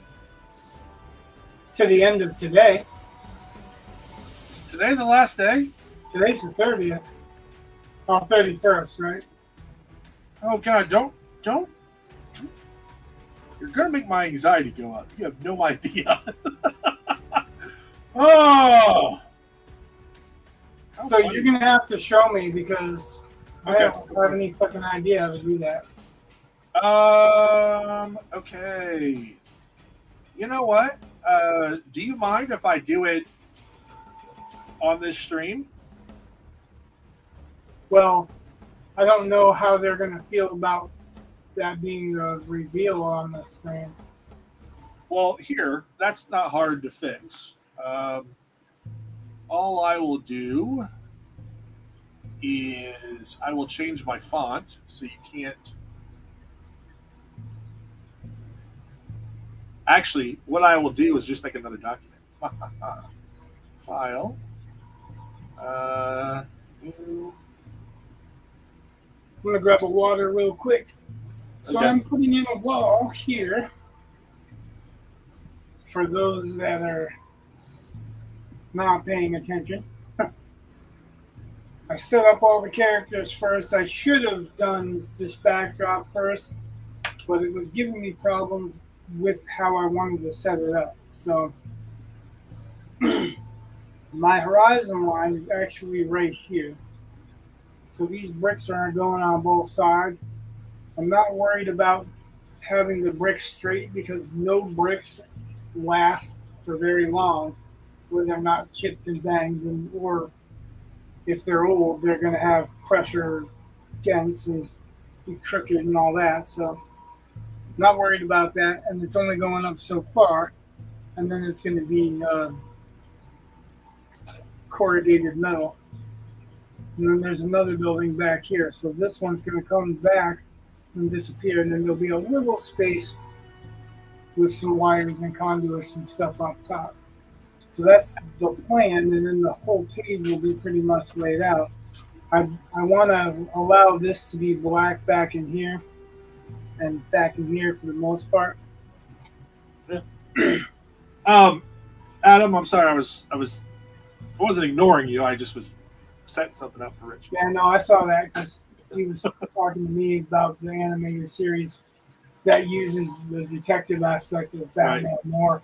And I have seen a few episodes that do, so I credit that, but I don't pay enough attention to those to include them in the pantheon of what I'm talking about when it comes to Batman. So, Adam, I went ahead. There's a thing called Global Comics that I found, which for $7 gives me a month access to a whole bunch of stuff, including the comics that I needed. And there were only 6 issues of Hunt, Kill, Repeat. So, like, I got it yesterday. I read it yesterday,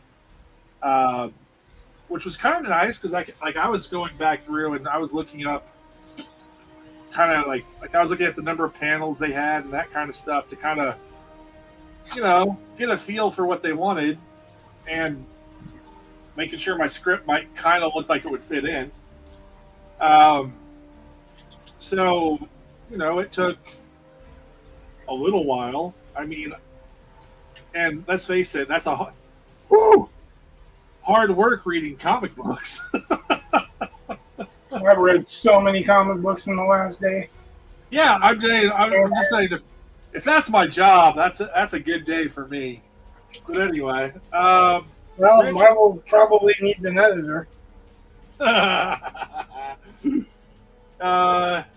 let me present my screen. And even if you don't pay attention, you can always, I guess, look at it later or ask. Share screen. You can tell how often we do this. Again.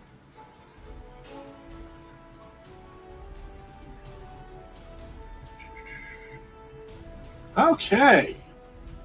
That's incredibly small.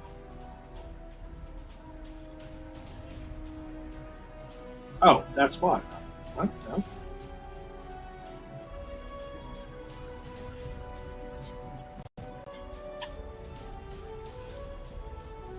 There we go. And I'm going to get rid of your banner. Hope that's okay. At least for right now. Yeah, there we go. All right.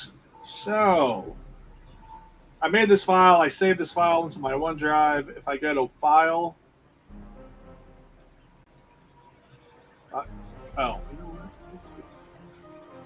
File. There we go. And I go down to Share. Where are you at? Oh. So again, This is in Word. yeah, this is in Word. And File, right there where it says File, up in the left hand. Right. I go to File. I go down to Share. And I did not do any of that. I scrolled down to where it says Copy Link. And there's a little arrow next to that you should probably click. Because I did not want them to edit my file, so I said view. I applied. It gives me a link. I copy the link, and I'm done. So that's just in MS Word. Yeah. Let me see if I can do this and not be ham-fisted. Well, stop that screen. Let's see. There we go. I guess it would help if I actually had. So, I mean, the video's there. But I can walk you through again later on. Not a problem. Or literally, you probably Hold on a second. Go in the file, and then share. File. Yep, share. I see it now. I've never seen that before. I've never even looked. Neither had I. Let me tell you. I was like, And then anyone can. you want view. You don't want edit. It should be, you want to change that to anyone can view. You want to scroll that down to copy link, right? Yeah, but also you want to change anyone with the link can view, not edit. Otherwise, they can change it. And I don't think you want that.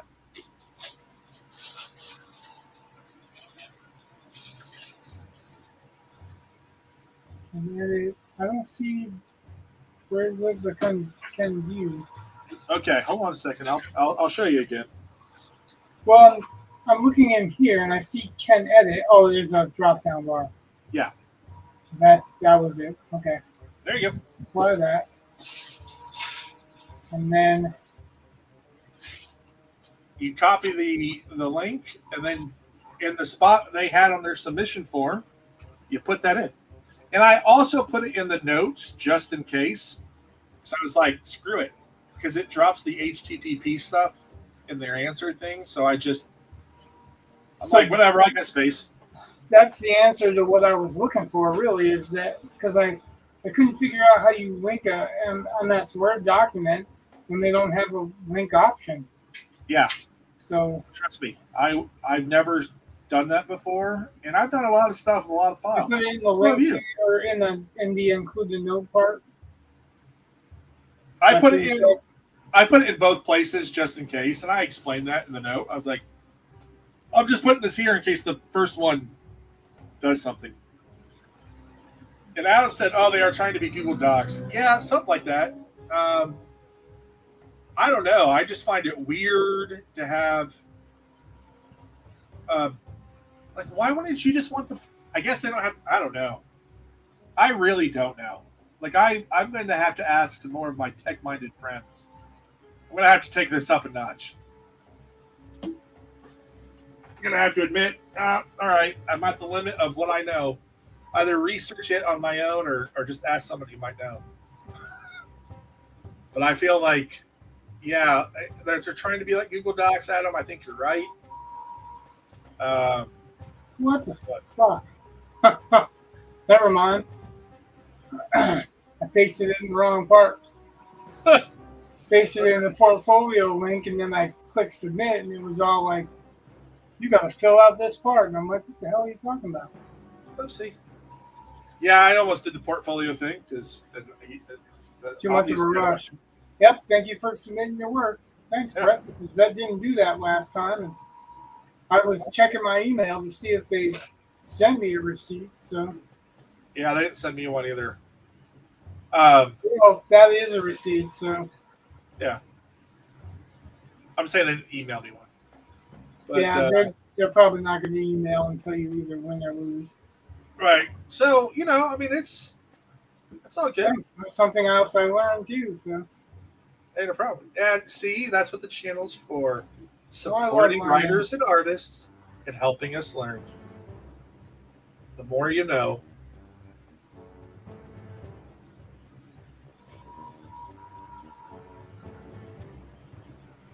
how much research did you have to do on their content to get comfortable with writing a script? Well, that is a fair question. I don't know if Brett feels the same as I do, but I read every available issue. Yeah. Well, I read all the. Except for I didn't buy the 4 new ones. But the link that you sent me to comic, like Global Comics, that's comics with an X. Right. Actually, let's type it in there. Right? Yeah, because when I bought a month, it gave me a week free to give to people. Said use that promo code. So that's why I sent it to you.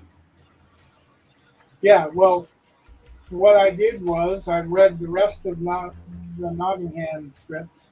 Yeah. Oh, they have all but one issue, and I think they're going to release that issue upcoming, but I don't know if it's going to be within the time that I have. Well, let me tell you. So I did like the story. I mean, that's why. Yeah.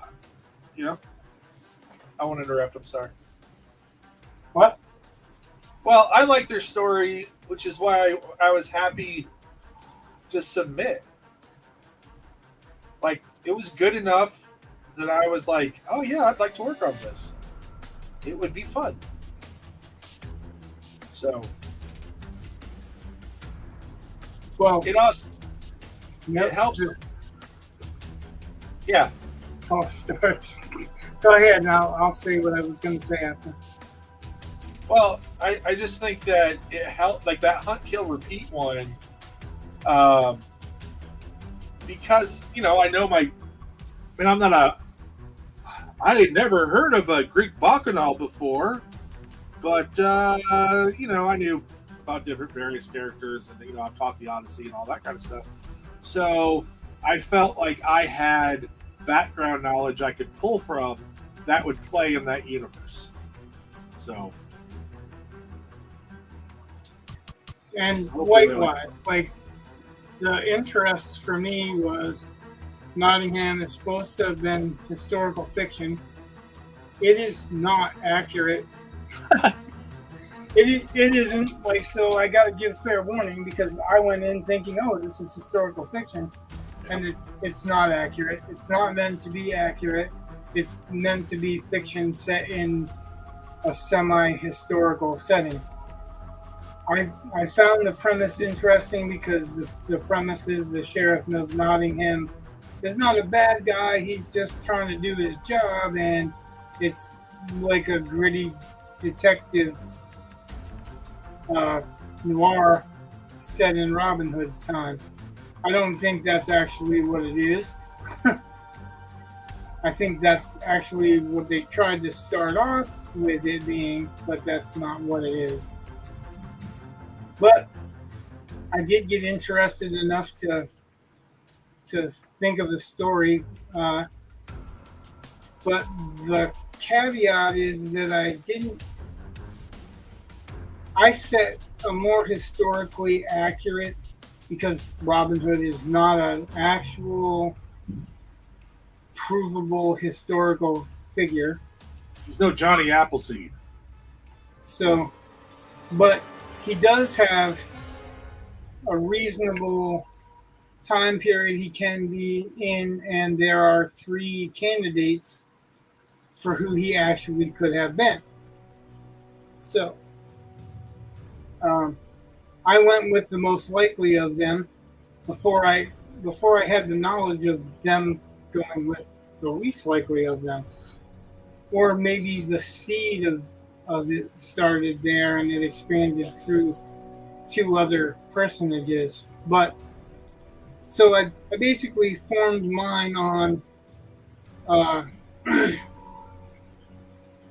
one of the stories of Robin Hood where he holds up a knight on his way through Sherwood Forest, and the knight ends up being poor because he's trying to come up with the money to save his lands and his son, who's accused of murder. And it's an abbot of a church that is pretty much trying to rip his land off. Well, Robin Hood, in the stories, loans him the money, and then when he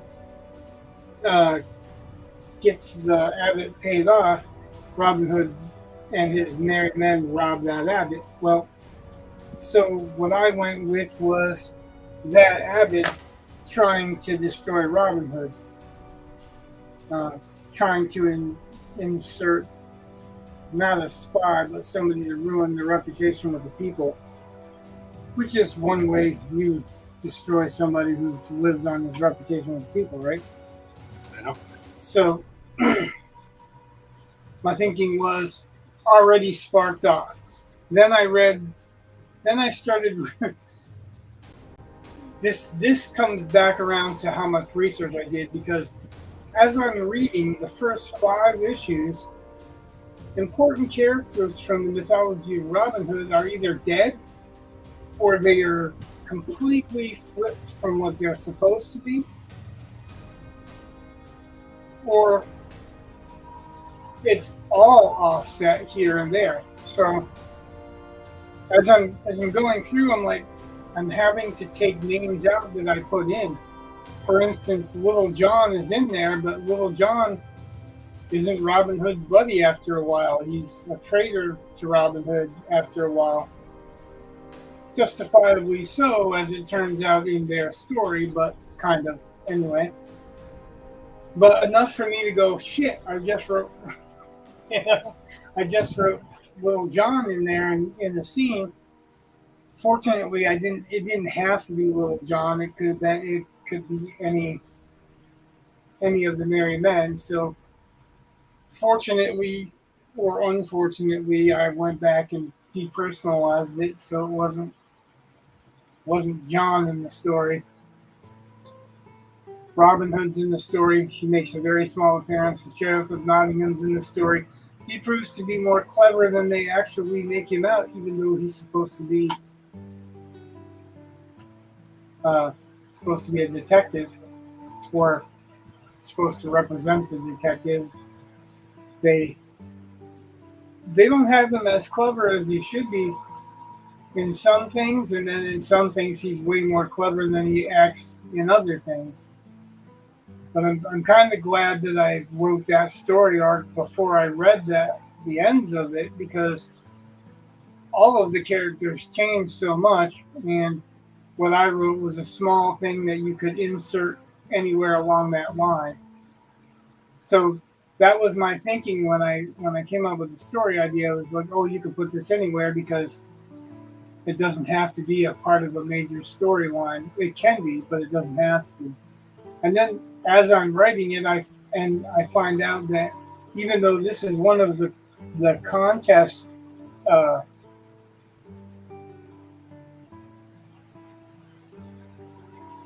subject books, Okay. that they're ending the whole story within a couple of issues, which is what I went back and finished reading. But it was important to do the research after the fact because I had to make certain adjustments to make it work. Like I had to make an adjustment where I wasn't committing to a specific time period, and I had to make adjustments on the characters that I was originally including, because mainly I'm focused on one fictitious character. Robin Hood makes one appearance. The Sheriff of Nottingham makes one appearance. So There are 5 pages. I mean, what's that? the contest that we had, for Mad Kid, they didn't say write a 5-page story. They just said 5 pages of story. Right. It said at least 5 pages. No, So well, I wrote 5 pages that were meant to be a hook. It didn't resolve anything, but you could see where it's going, where it's leading. oh yeah, I wasn't. Yeah, But there is a complete story arc if they wanted to hire me to finish writing it. But I'm not giving it to them for free on the off chance that they just steal it anyway, because that is a possibility. Because one of the 32 or whatever disclaimers that you have to agree to not sue them for is that he may have been just coincidentally thinking of that same exact plot line. right. So if they pull that shit, I only lose 5 pages and they don't get the whole plot line. They have to figure out what I was going to write. And it's probably not going to be as good. Well, I took it as they wanted 5 pages, and that's what I gave them. And I wasn't trying to write a story in 5 pages, but I was trying to show, a hook for a continuation of the series, and I hope it works. Yeah, I do too. You know, I'm rooting for you. I'm rooting for me, but I'm also rooting for you. Well, that's why I made sure you submitted. If I wasn't going to root for you, I would have told you. Dark Horse, if you were trying to do submission for Dark Horse for a job, I think they want a 3-page story, 3 to 5 page story based on the character Ghost. So, and I think that's probably because that's the character they fully own. And a lot of Dark Horse's characters are either owned by the creators like Sin City and those types. I think Hellboy started there too. I could be wrong. But Dark Horse did Terminator. They were doing all the movie tie-ins and all that. Now Mad Cave's got some tie-ins and a bunch of other tie-ins too. But I saw that. I think the research was important, but I think the rule of research in historical fiction applies to this. And that rule is you only have to know what you need to tell the story. Yeah. It's always good to know more, but you only have to know what you need to tell the story.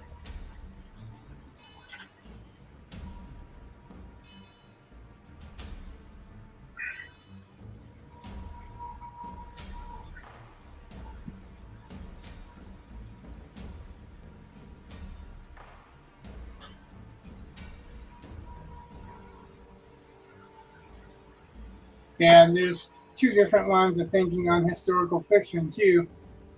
And this is addressing the comment that says fictional history.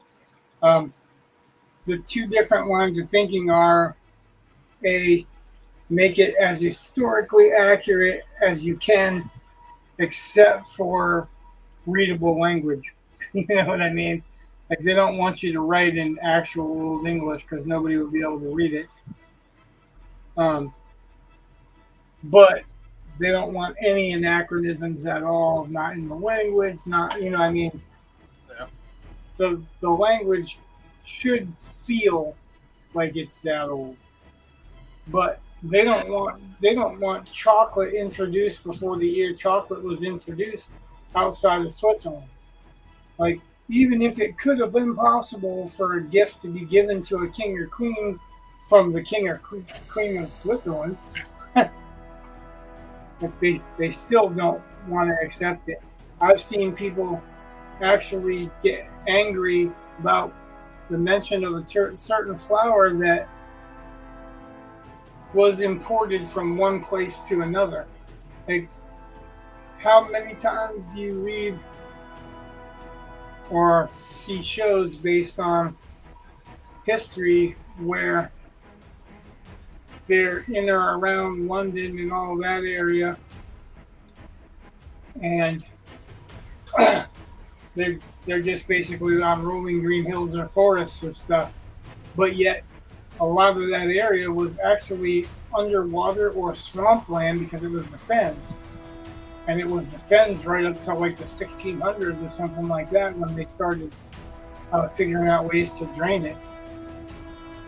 But that's often overlooked because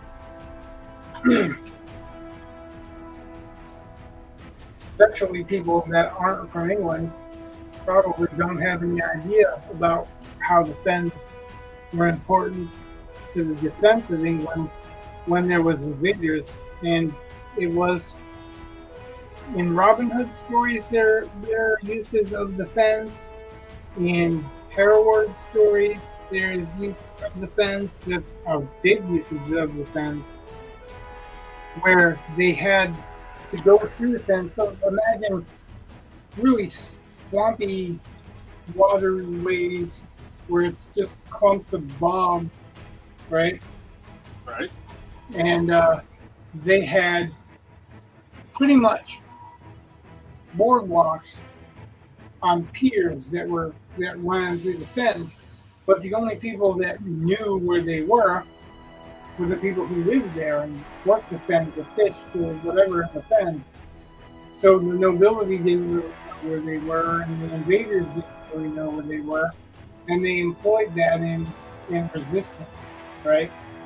Yeah. You don't see that very often in the stories of the movies. It's just verisimilitude where it's believable, but it doesn't have to be accurate. But it has to be accurate to the point where they can't say, "Oh well, they didn't allow that flower in, or they didn't have that flower in existence until this year because it was wasn't imported yet or whatever." And some people, that's one of the rules. Is one group is all like that. They want it to be everything that it could be. Historically to be accurate, and then the other group is much more like Bernard Cornwell or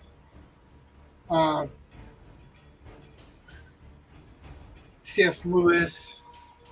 No, not C.S. Lewis. C.S. Forrester. Or Arturo.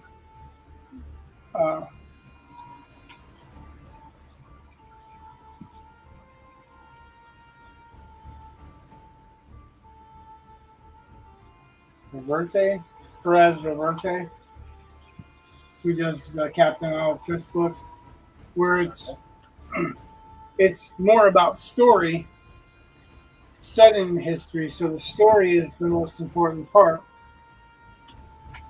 But Bernard Cornwell said there's two stories in in historical fiction: the little story and the big story. The little story is the story of a particular character and what they're going through. That's that plot and subplot. And the big story is the war or time events that it's set against. But in historical fiction, you reverse the two.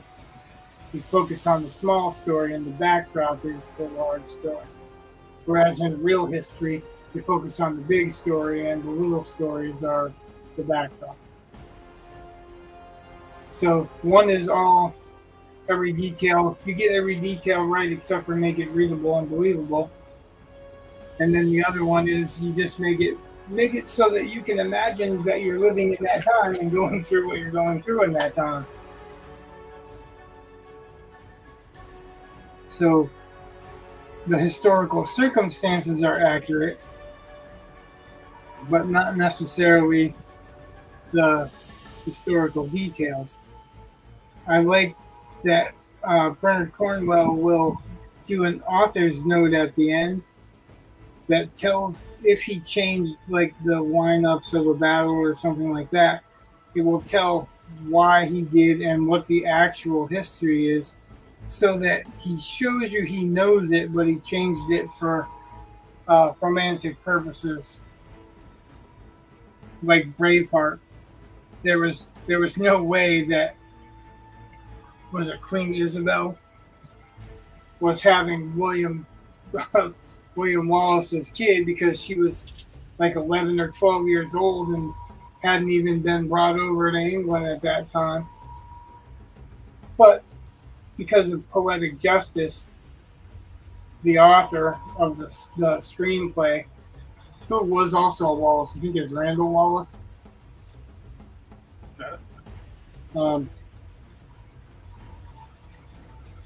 He left that in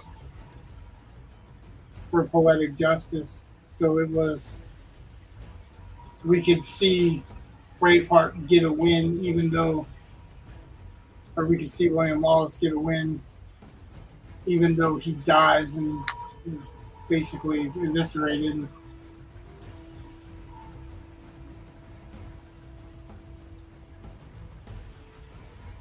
Yep, it was Randall Wallace, who also wrote Pearl Harbor, We Were Soldiers, The Man in the Iron Mask, and Heaven is for Real. I haven't seen Heaven is for Real, but I've seen all the rest of them.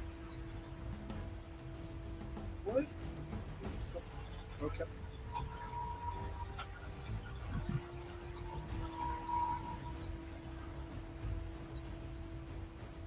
Ah, there's more. Oh, way. Oh, okay.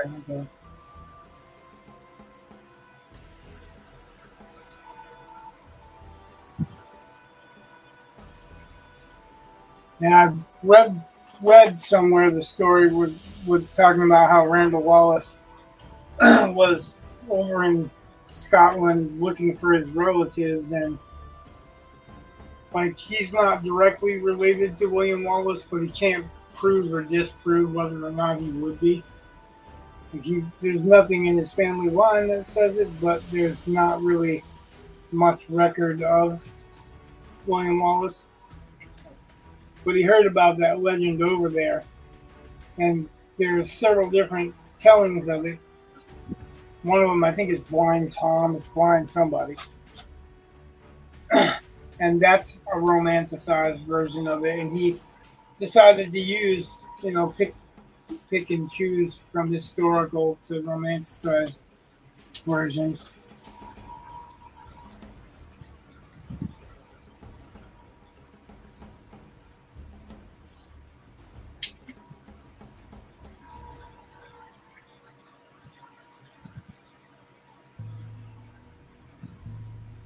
Did you see that? I think there's a new animated Batman series that's going to have a female penguin. Why am I not surprised? I'm like, wait, because again, walk me through the thinking on this. Are you trying to say that DC doesn't have any big name female villains? Because I can think of several. And all right, so maybe this is Right? So this is a You don't lesson. even have to go out of the Batman pantheon No, you for don't. big name female villains. Right. So it seems strange. Like just make a new character. Think Harley Quinn was made up for the Batman animated series, and they didn't say, "Oh, we're just going to make Joker female." I mean, she's Joker adjacent, but she's not the same character, and people love her. It's like, why couldn't you make, a Penguin adjacent female character if that's what you want? You know what I mean? I lack of creativity. No, it's not. You know what it is. Well, it's an agenda. Because right now, Penguin is a popular character. He's been through popular and unpopular Batman villain status for a while. But he's popular because of what's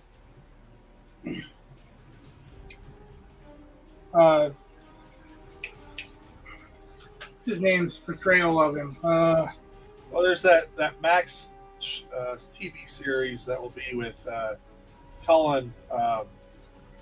Yeah, Colin Farrell. Yeah, I was going to say the wrong Colin.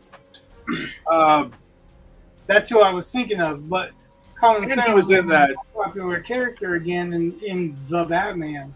So, of course, they have to, destroy any male anything. Yeah, like her name's going to be Olivia Cobblepot or something like that. Or something stupid. It's actually kind of pathetic if you think about it. It is. It's just lazy. It's like, And- it's the same thing and so when I'm saying it's pathetic, I'm going to qualify that with the same thing as men competing in female sport. It's fucking pathetic.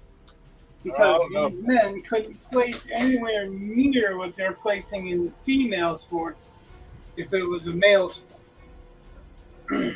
So that's pretty fucking pathetic. For me to be anybody. Oswalda. Adam said it's Oswalda Cobblepot. Walda. Yeah. Where is Walda? Lame. I want to see them use King Tut, but have a woman play it. The female King Tut. And we'll just still call her King Tut. Right. Not Nefertiti. Yeah. King Tut. I mean, oh, God, that's lazy.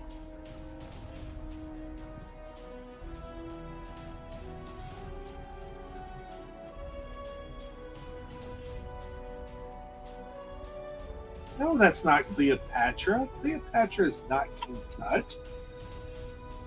Cleopatra's not even Egyptian. I know.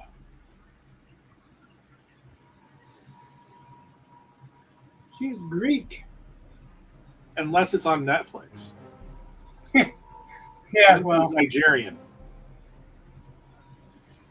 she's a black tranny on Netflix, right? Oh, I have no idea. Oh, I said that T word. Sorry.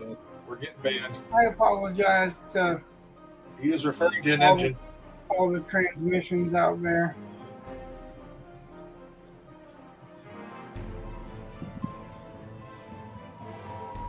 Adam said, Yeah, "Wait, let's make Batman Batboy and make Batman Batwoman with a girl as Robin."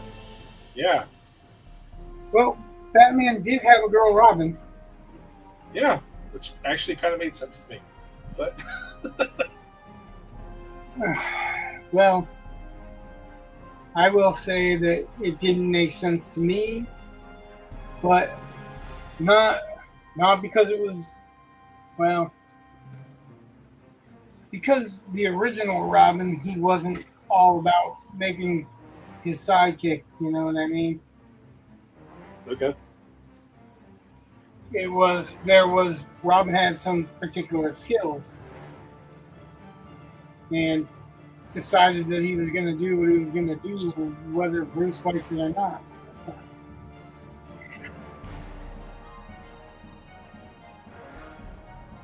I don't know. I think Robin should be The reason I think that quadriplegic.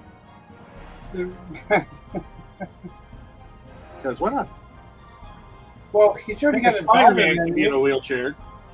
Like, isn't Oracle? Yeah. His daughter in a wheelchair or something like that? Oracle, wasn't that Batgirl? Gordon's daughter got shot, paralyzed from the waist down. So yeah.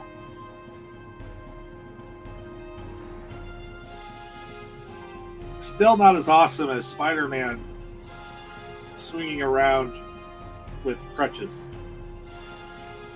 Yeah, like it was a lesbian girl or lesbian black lesbian paraplegic, right?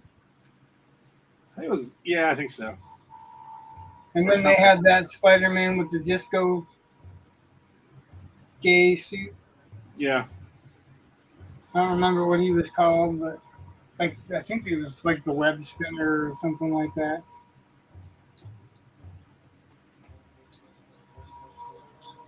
So I guess, like I don't care what they make if a character is gay, straight, whatever. I don't care about that. I care about making characters that aren't that for no other reason than to just make them that. Right? That's what we're talking about. It's like I don't have a problem with the girl Robin, except the fact that he was concerned with Robin putting themselves in dangerous places, and a teenage girl that's built like a gangly teenage girl is not going to be much of a crime fighter. No, not really. Maybe a great lookout, maybe brilliant investigator. But as far as fighting guys that are the size of the Wizard, or pretty much any of the henchmen of any of the bad guys, she'd get killed. I mean, really, honestly, she'd be dead. So, I think that if you made Robin a woman or a girl, it would be acceptable if you use that character in such a way where those attributes that are strongest in a girl are the ones that are at play. Even if you're exaggerating those strengths, you know what I mean? Yeah. Just Cynthia Rothrock is a badass, but if she came against the Hulk, she would be dead. She'd do a karate chop, the Hulk would squish her head. Like honestly, there's, and especially if she was like a 12-year-old girl or a 14-year-old gangly girl, There was a woman who she had, I know how it sounds, but I'm just trying to be realistic. Well, there was a woman I trained with when I got my black belt. She was a 4th degree black belt. So I know she's better at this stuff than I am. Way better. And I can tell you right now, if we're in an alley somewhere and it's just, for some reason we're going to resort to fisticuffs, she's still losing. They don't care. Like, oh yeah, I've taken a black belt down literally with one finger one time.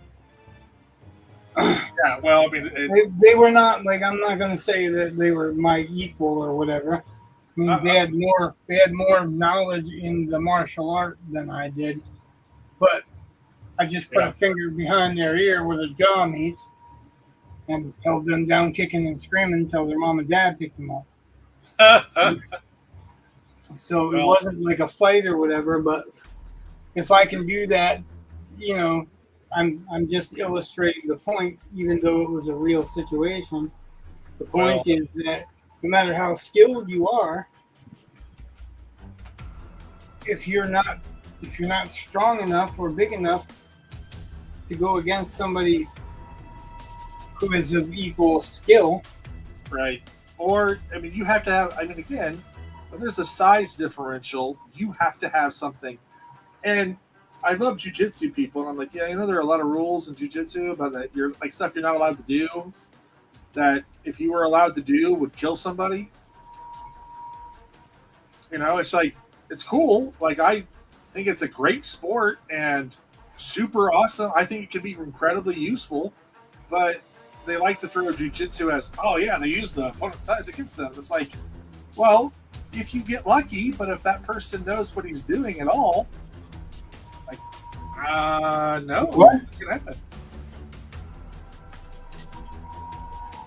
Adam said, whoa, Cynthia Rathrock? That's a throwback. Did you rewind the VHS tape of Prince of the Sun before you returned it? Yeah. That's awesome. Guess I'm missing something. You said Cynthia Rothrack. You said that's a throwback. Well, yeah. He's just admiring. That's all. Well, I guess I've seen a lot of... lately, I've seen a lot of Cynthia Rothrock memes. I don't know why, but that's the case. And so she was the first one to come to mind. And really, I mean, her and Shannon Lee and how many other women martial artists do you know their names like that, you know? You may know more, but I don't have a whole lot there. Well, that's just like... I guess Asian martial artists, I'd say, maybe. I could use that. I didn't. That was kind of unthinking, like Lucy Liu and Michelle Yao. Yeah. I mean, there are also MMA fighters that do martial arts. Well, yeah, like Gina Carano was badass. Ronda Rousey was too. Yeah. Hey, for a while she was unbeatable. Yeah, because she kept doing the arm bar until fucking Holly Holmes kicked the shit out of her. Well, yeah. Made her teeth all loose and fucked up. You know, she did that once. And then she quit. Well, yeah, because it was kind of like, oh, they figured out my game, and yeah, they figured out that all she's got is an armbar. But yeah, Gina Carano actually kind of helped make women's MMA a thing, really. Yeah. So that's why I was saying Gina Carano. Because you know, when you start a sport, you know, pretty much the sport is because of you. Yeah. Okay.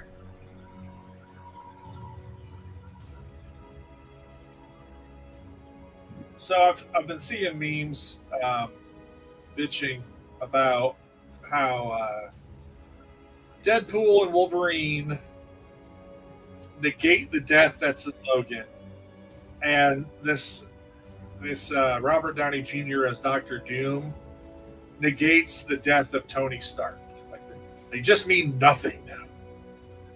And I get it. Like I'm I not don't saying think that's legitimate. I think it's got some validity, but I just not a lot. What does Doctor Doom have to do with fucking Tony Stark? Well, It's because it's the same actor, and if you never see Robert Downey Jr.'s face, or never see it as a recognizable face, maybe. then unless they're trying to play it off like he's Tony Stark, I don't know. And again, I don't know yet. And I but just even don't think the same actor playing two characters in the Marvel universe negates one or the other character.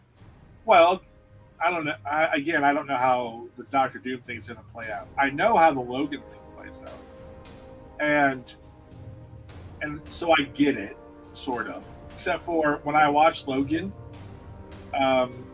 it's still an emotional thing, and then quite frankly, his death is not. That wasn't the part that hit me for Logan. It was in when Charles tells him, you know, Logan's basically an adult with a kid and a parent that he has to take care of, and it's a completely thankless job. And Charles is berating him, just telling him what kind of a piece of turd he is, and he's having to put up with that. And that to me, that was the emotional moment of that movie, and I still have that. And if the death of Logan was emotional, but now he's back, so it's not.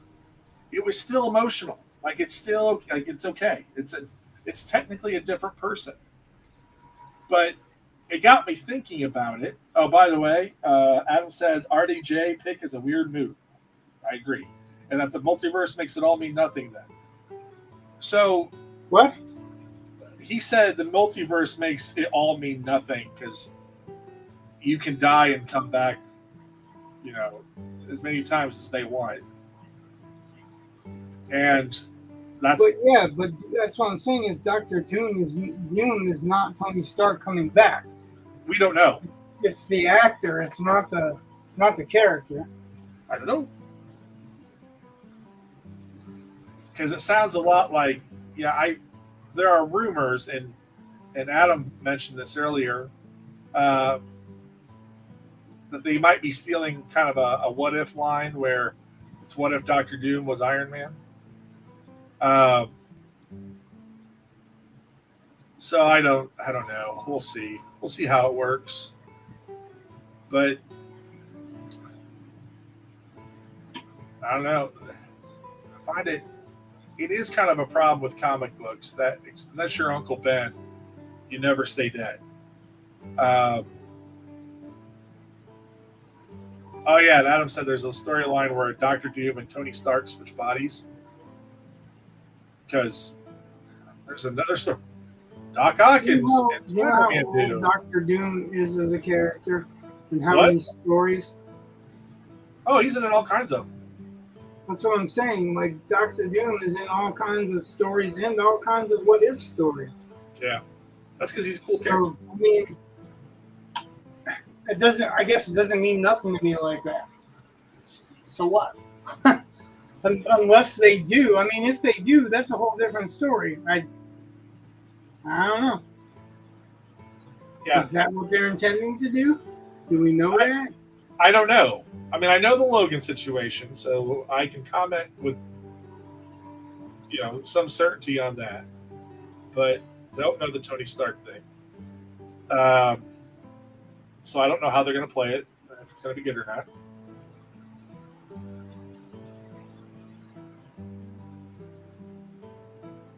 Have you ever seen the movie About Time?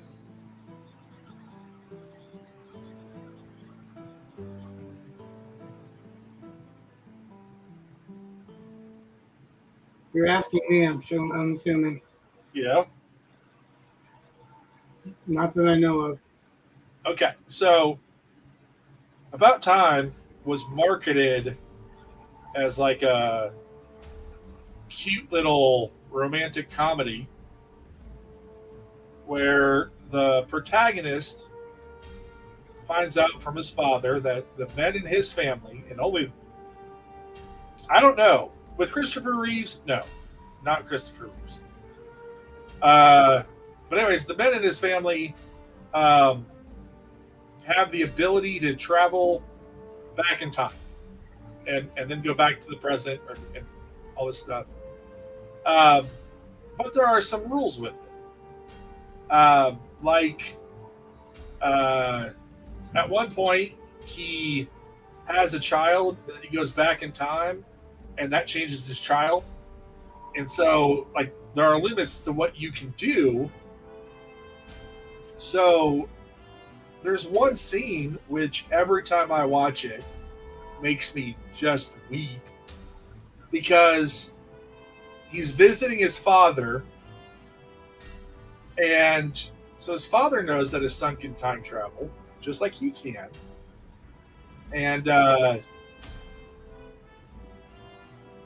he realizes this is the last, like, he's already died, the father has.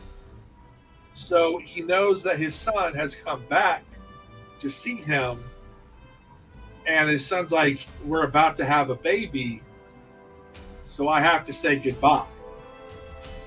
Because he can never travel back in time to see his father again without risking his child. And, you know, just the whole aspect of that just floors me. But I keep thinking, a rule like that where, okay, you can have a lot of different stories, but there's like one point in time where, no, that's the end. No matter what, like, it has to be, your character can't go beyond this. You can have other stories with the character, but they have to occur before this point. So that if we say this is how the person really dies, that's how that person dies. But if you want to throw back, have a throwback, episode with that character, you could. I think it might make it a little bit more impactful. Hey, Rich, I hate to do this to you, but it's getting to be 11. And as my wife, well, I'm getting to that point too. I'm just making a couple of quick. He says quick. Well, a couple of quick corrections, but I needed to line the ruler up because I erased some of the lines. That's fine. My wife was messaging. She's like, remember, I have to go into work early tomorrow. Oh, Which, let's face it, she's going into work way earlier than I do. So I defer to her. Plus, she's making that cheddar. So, all good things. I'm pretty certain right now my wife is making more money than me. I told her a long time ago, I'm okay with being a kept man. I'm a believer in feminism. So if they want to take care of me, I'm all for it.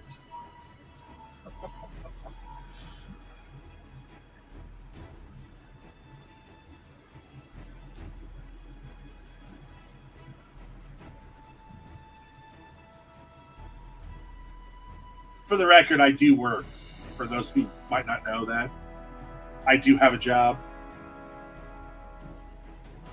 I actually technically have a side hustle along with the writing. So, Side hustle, huh? yeah, I do some proofreading. Yeah, I just need to mark some stuff out because there's going to be vertical corrugated metal as well. I think I've pretty much come a long way, even though we stopped and explored other things or whatever. Yeah, we did. I've got the entire bottom done. I've got half of the wall so that I know where it's lined up at.